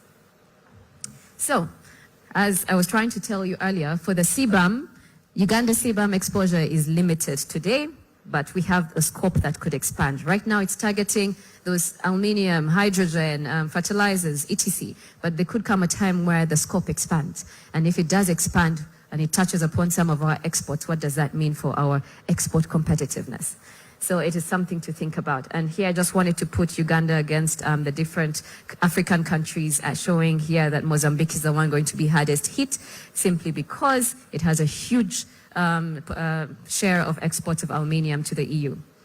Now, so we need to watch this scope, and what this teaches us is we need to think about how to measure emissions from what we produce. Our exports need to be able to showcase their carbon sort of competitiveness in different markets. Now, the EUDR, as I was trying to highlight earlier, this is the immediate problem that we need to think about today. And Uganda is one of the most hardest hit, most export sort of economies. And this is simply because when you look at what we export, Uganda is the first one there. It's largely coffee and cocoa. Now, these on the African continent, we export a huge share to the EU, so it's going to become a problem for us if we're not able to showcase that this coffee and cocoa has been grown on non-deforested land. So we need to be able to show that. How do we show that? We need to build traceability systems. We need to put the infrastructure in place to ensure that we can showcase that, hey, my coffee bag here actually came from land that was not deforested. Otherwise, you lose the market access and that becomes a problem. Now, and there, this is, just with different African countries to show the degree of exposure, and you can actually have a look at this later on. What I want to highlight today is what Uganda has done to prepare for the EUDR so far. So I have to give credit to the government. They have actually made some steps to try and respond to this EU deforestation regulation. And some of these steps have included, a task force that has been put in place to discuss some of the issues that are needed. Oh, sorry, it's going to a different slide. Yes, to discuss these issues. Then in May 2025, some farmers have been registered. As I said, the idea is for you to be able to showcase that for your coffee exports or cocoa, this has not been grown on deforested land after 2020. So there's a time cap to it. And earlier this year, we saw that there have been a significant amount of farmers that have been geo-mapped, and there's completion targeted. Well, April has already passed, so maybe this has already been completed. We'll check that out. But now, going ahead, in December 2026, this is the big timestamp we're looking at, and this is because the EUDR is going to apply to large and medium operators, and that could have significant adverse effects on huge coffee and cocoa exporters. Now, what does this mean? How does Uganda compare with its other neighboring countries, its friends that also export this coffee and cocoa? Now, what was done earlier, the EU did some sort of risk class assessment just recently to rank and rate where countries are on the degree of risk of deforestation. And unfortunately, Uganda is standard. Standard may sound okay, but Kenya and Rwanda, they have low. Kenya and Rwanda, our neighbors, have low risk class. What does this mean? This means that EU will not be scrutinized, their due diligence or their compliance efforts will not be as costly as it will be for us. We are at the same level as Ethiopia, Cote d'Ivoire, Honduras, which is in another part of the world. But the idea here is, as Uganda, can we move from standard risk status to low risk status? And how do we do that? There are a couple of things that we can do. So here I try to put a timeline of sorts of a hypothetical timeline of what could be done to take us to that point where we are, trading deforestation free and we're able to meet these compliance standards, but not only meet, we're able to trade competitively. And in those first blue parts, the elevating the EUDR task force that has been done. Now, one of the last points of the blue bars is campaigning for low risk status. If we're able to campaign for this by showcasing all of the efforts that we have done, this is going to bring us real money. The compliance costs are going to reduce, and you will be able to export as much, or if not even more, as you were before. And of course, it's understandable. There's some parts of the country that, yes, deforestation occurred, so we may have to lose out on that. But then there are other parts where we can showcase that it has not happened. Now, that's the first step. The yellow, orange in the middle there are the next bigger things that need to be done. You need to complete this farmer registration and geomapping, ensure that the national traceability system is rolled out, and make sure that there is some sort of screening that happens for all of these different forests. Now, the next step would be having a shipment that is compliant. And I'm going to talk about this more in the next slide. But the idea is, if you're able to showcase that I have my 6 containers of coffee, cocoa, have met A, B, C, D, E, F, G of what is expected from the EU side, then it sort of creates a clear pathway for all the other shipments that could come over time. So what I'm trying to say is that from our perspective, we should think about showcasing that we meet, and that will help us build that competitiveness. So we move from compliance into status. And here I'm going to propose 3 continental plays, cognizant of time, 3 continental plays that Uganda can sort of move forward with. Because I think Uganda has tried to do the groundwork on its own, but as we've seen with all the different policies and different actions on the continent, it's better if we go together as a cohesive unit. There's strength in numbers. I used to work at the WTO, and I would see when people, when our delegations come, and you can see Africa, some people speak a different language, some countries speak a different language. It creates a lot of confusion, and Africa is not able to speak as one, and we're not able to get our positions clear or even heard, because they look at us as a confused group of people. So, as a continent, I think Uganda has the potential to lead and put a lot of emphasis on bringing together the different African countries to ensure that whatever we try to push for in the global fora actually gets heard. There is really strength in numbers. 54 African nations, it's a big thing. We've had all the gains that could happen from the African Continental Free Trade Area. We're already seeing them. So we can also apply that on all of the different things that we have. Now, here, I'm trying to borrow from what I saw earlier in Addis Ababa. There was this standard created between ARSO and the Inter-African Coffee Organization, which is basically an African standard for sustainable coffee. So there's precedence, yeah?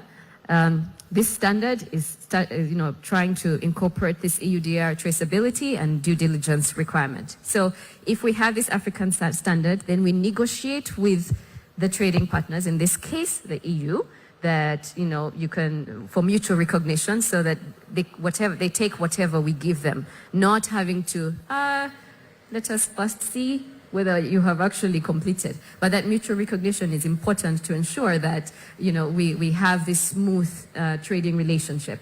And once we're able to have this mutual recognition, Madam we try Vicky. and replicate for different commodities Yes, Madam Vicky. on the market. If you can try Yes. as much as possible to summarize, because Sure. we are fatally behind schedule. Sure. Sorry. Okay, so I will finish this. So the first one was having an African standard. Then the second one is having carbon pricing and measurement, reporting and verification on African terms. It is possible. Right now, we're only hearing the things from the EU terms. We have to comply. But if we all come together, we can actually negotiate and put proposals that fit African terms and give us a better advantage in this global forum.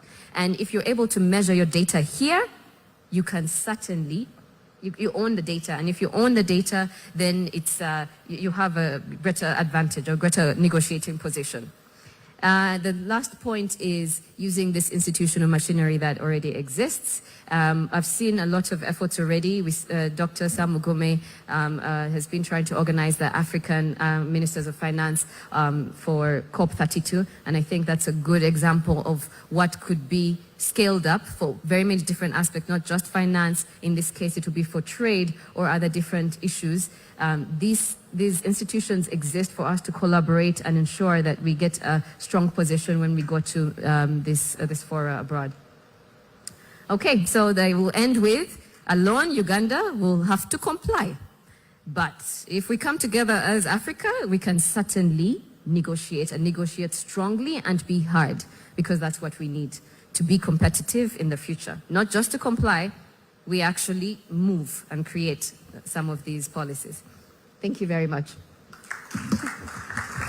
Thank you, Madam Vicky. I apologize for making you summarize, but I think key messages have come through.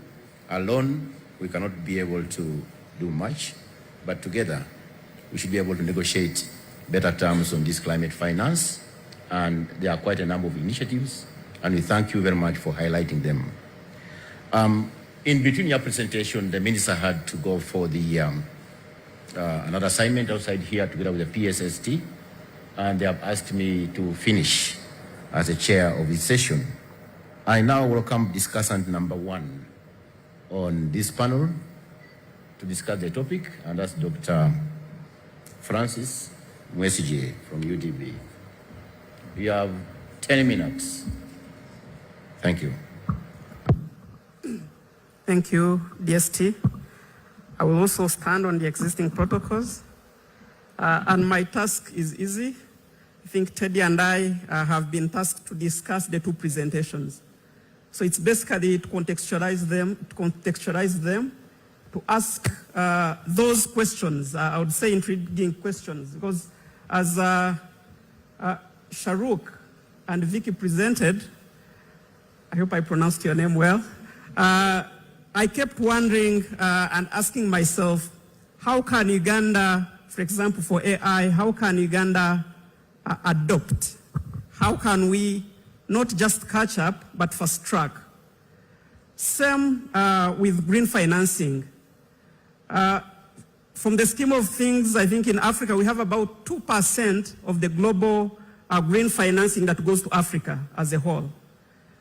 We know again in terms of contribution as a continent, we only contribute 3% to the global CO2 emissions.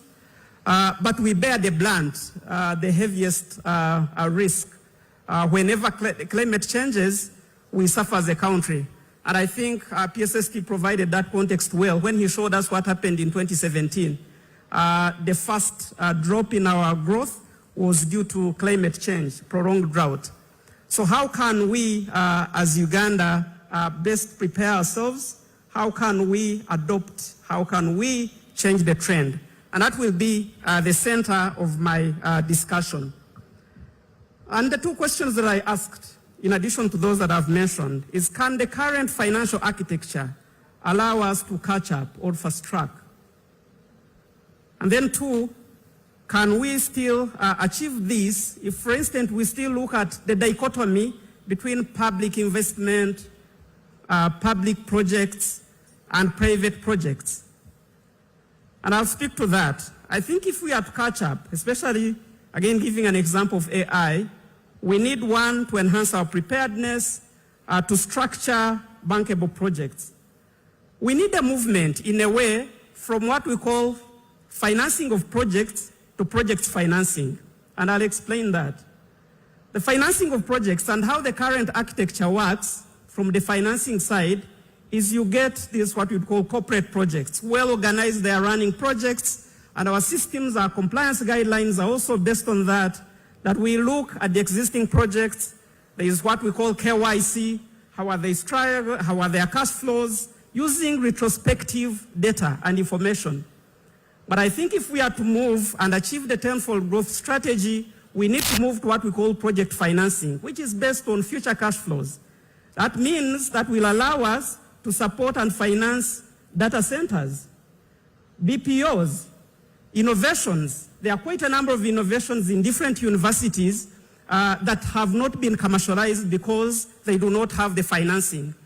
Quite often we look at government. Government should come up and we see hubs and we should see these initiatives. But how can the financial system, commercial banks, development finance institutions, better structure their financing arrangements to support these businesses? And that's why I ask, can the current financial architecture allow us to move these businesses in AI, data centers and so forth, and fast track?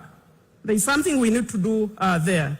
So the one I've talked about of financing, rather project financing, calls for SPVs. If you've heard of special purpose vehicles, it's basically you can look at a greenfield, it's a new project, you look at how it is structured, you look at its governance, you look at its preparedness, and you model future cash flows, and those become your collateral.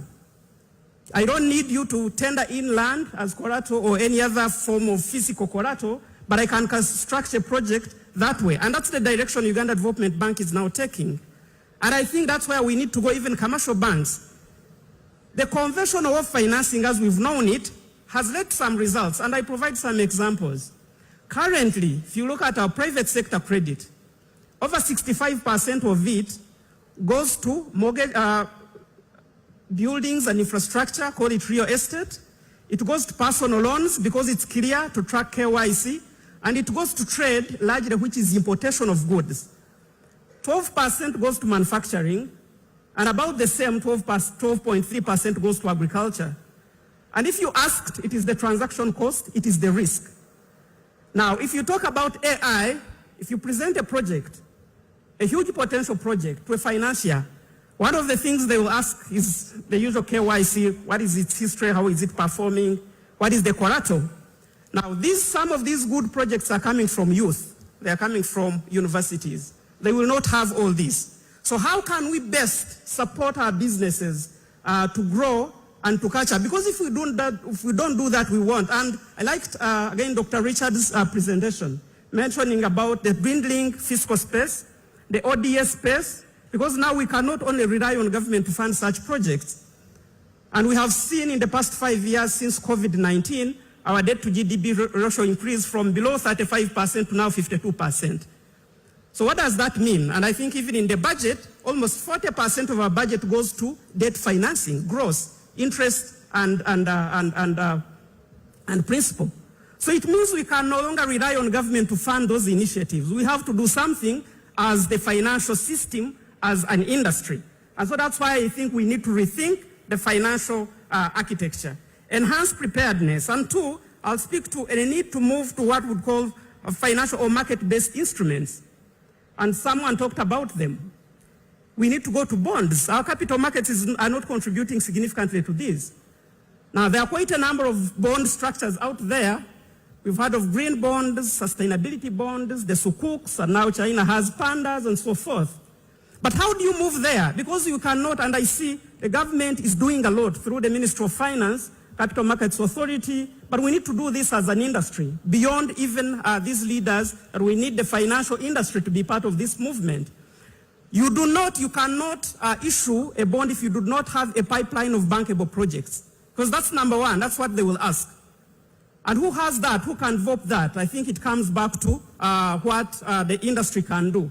I'm talking about how we can realize this, how we can bring it home. We need to go to blended financing structures. And in the blended financing, you are talking of now an ecosystem. Who brings what? We have government with concessional and cheap money that can come in the preparation. Many finance institutions are shy in financing preparation, structuring, feasibility, and pre-feasibility studies. But once that project is commercially viable, also we can get partners.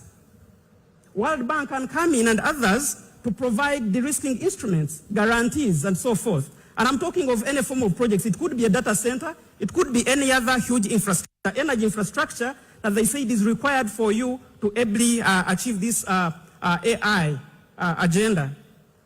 So if you get government come in, and then you have development financing that can come in with concessional and long-term financing. But once this project is well structured, now you can crowd in commercial banks. And that's what blended financing helps you achieve. That you get to get syndication, you get to get co-financing, you get to finance at scale major projects.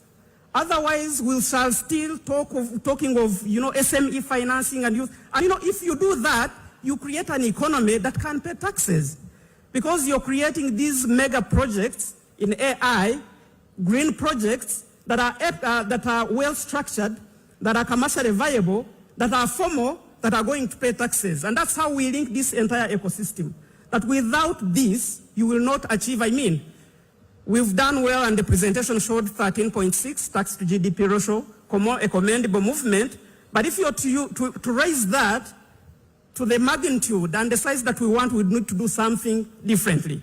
And so I think, again, to bring this, to contextualize, bring it home, we need to go into blended financing structures, commercial instruments, bonds, and then we need to generate that pipeline of bankable projects, large ticket-sized projects.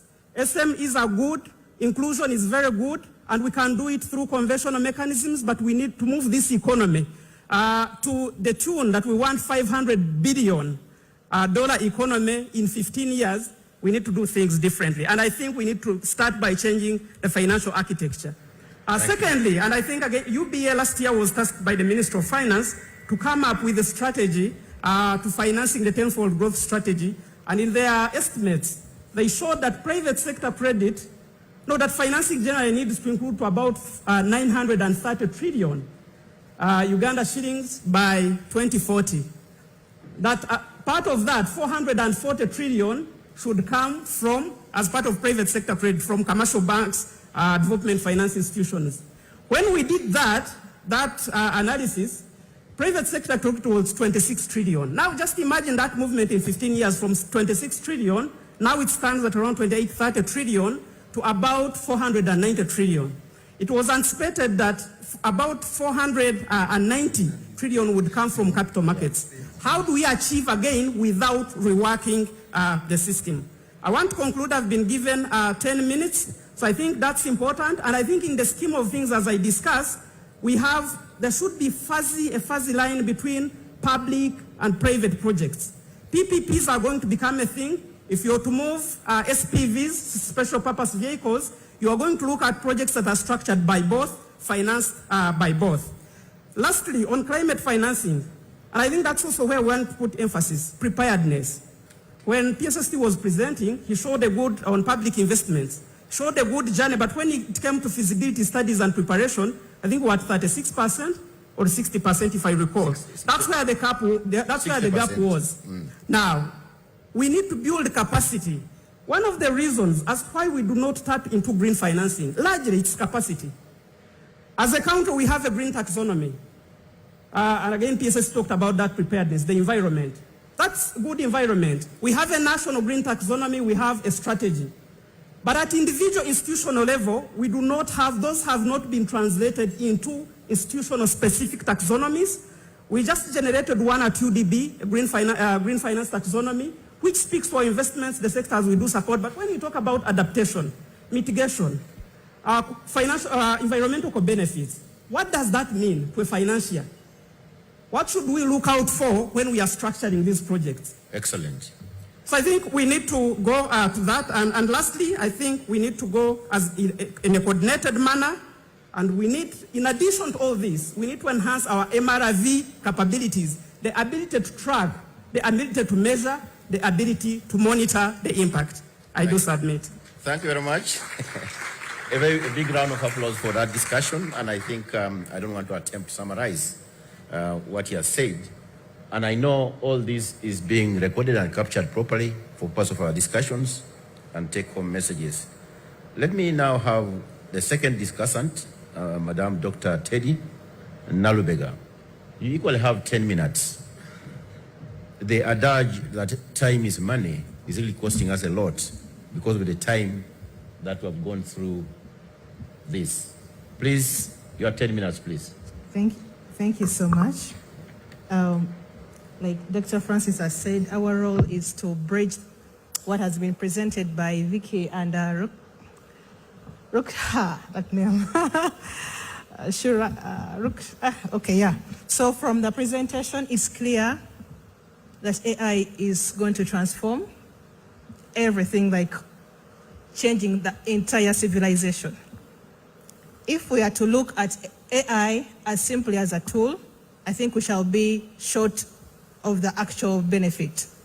From what Vicky has presented, the global market on the green energy, the greener trade, we are seeing that accessing markets are being tagged on other issues. From my presentation, I want to clearly say that the AI capabilities should allow us not to lag behind, but rather bridge the gaps.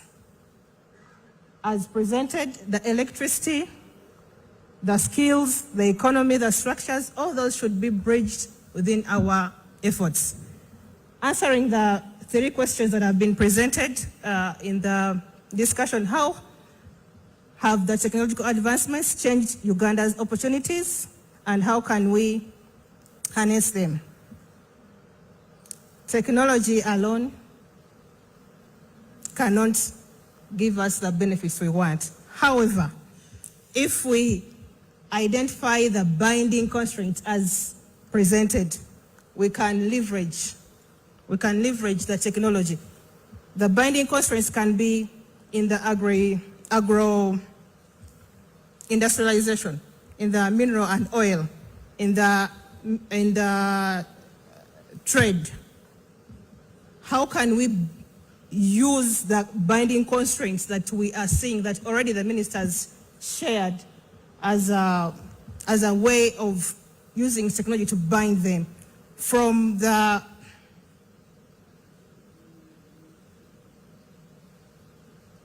resources that are scarce to Uganda? How can we use AI to automate those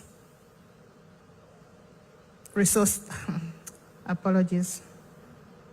How can we use AI to bridge the gap in the scarce resources that we have in terms of human resource and the financial resource? My take is accessing international markets accessing international markets is increasingly being priced.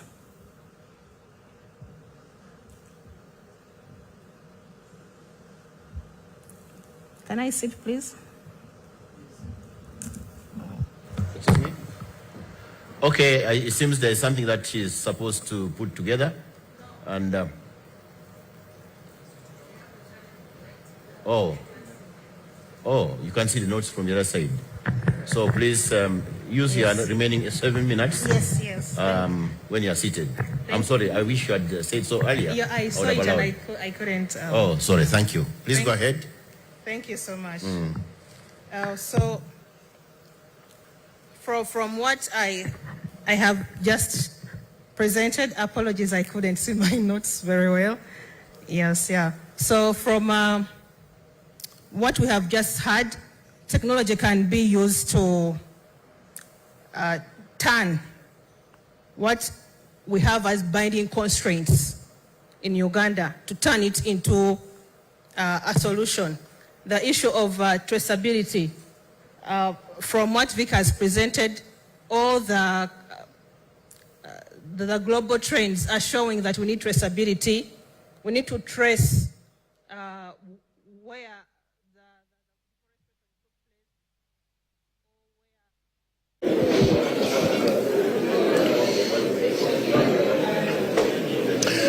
Well, now we are outside here with our interviews that I did promise you about as the forum continues on day one here at the Kampala Sheraton. Now, of course, this is the 10th high-level economic growth forum by the Ministry of Finance and Economic Development. We're going to be having a conversation now with a representative from Siatini. We do have Mr. Herbert here joining us. Herbert, good to have you, sir. Thank you for having me. Let's talk about some bits of the conversations ongoing there.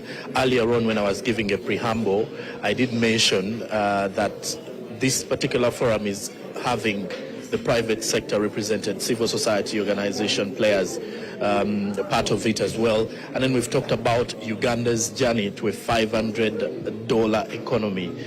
When you look at that particular one, 500 billion,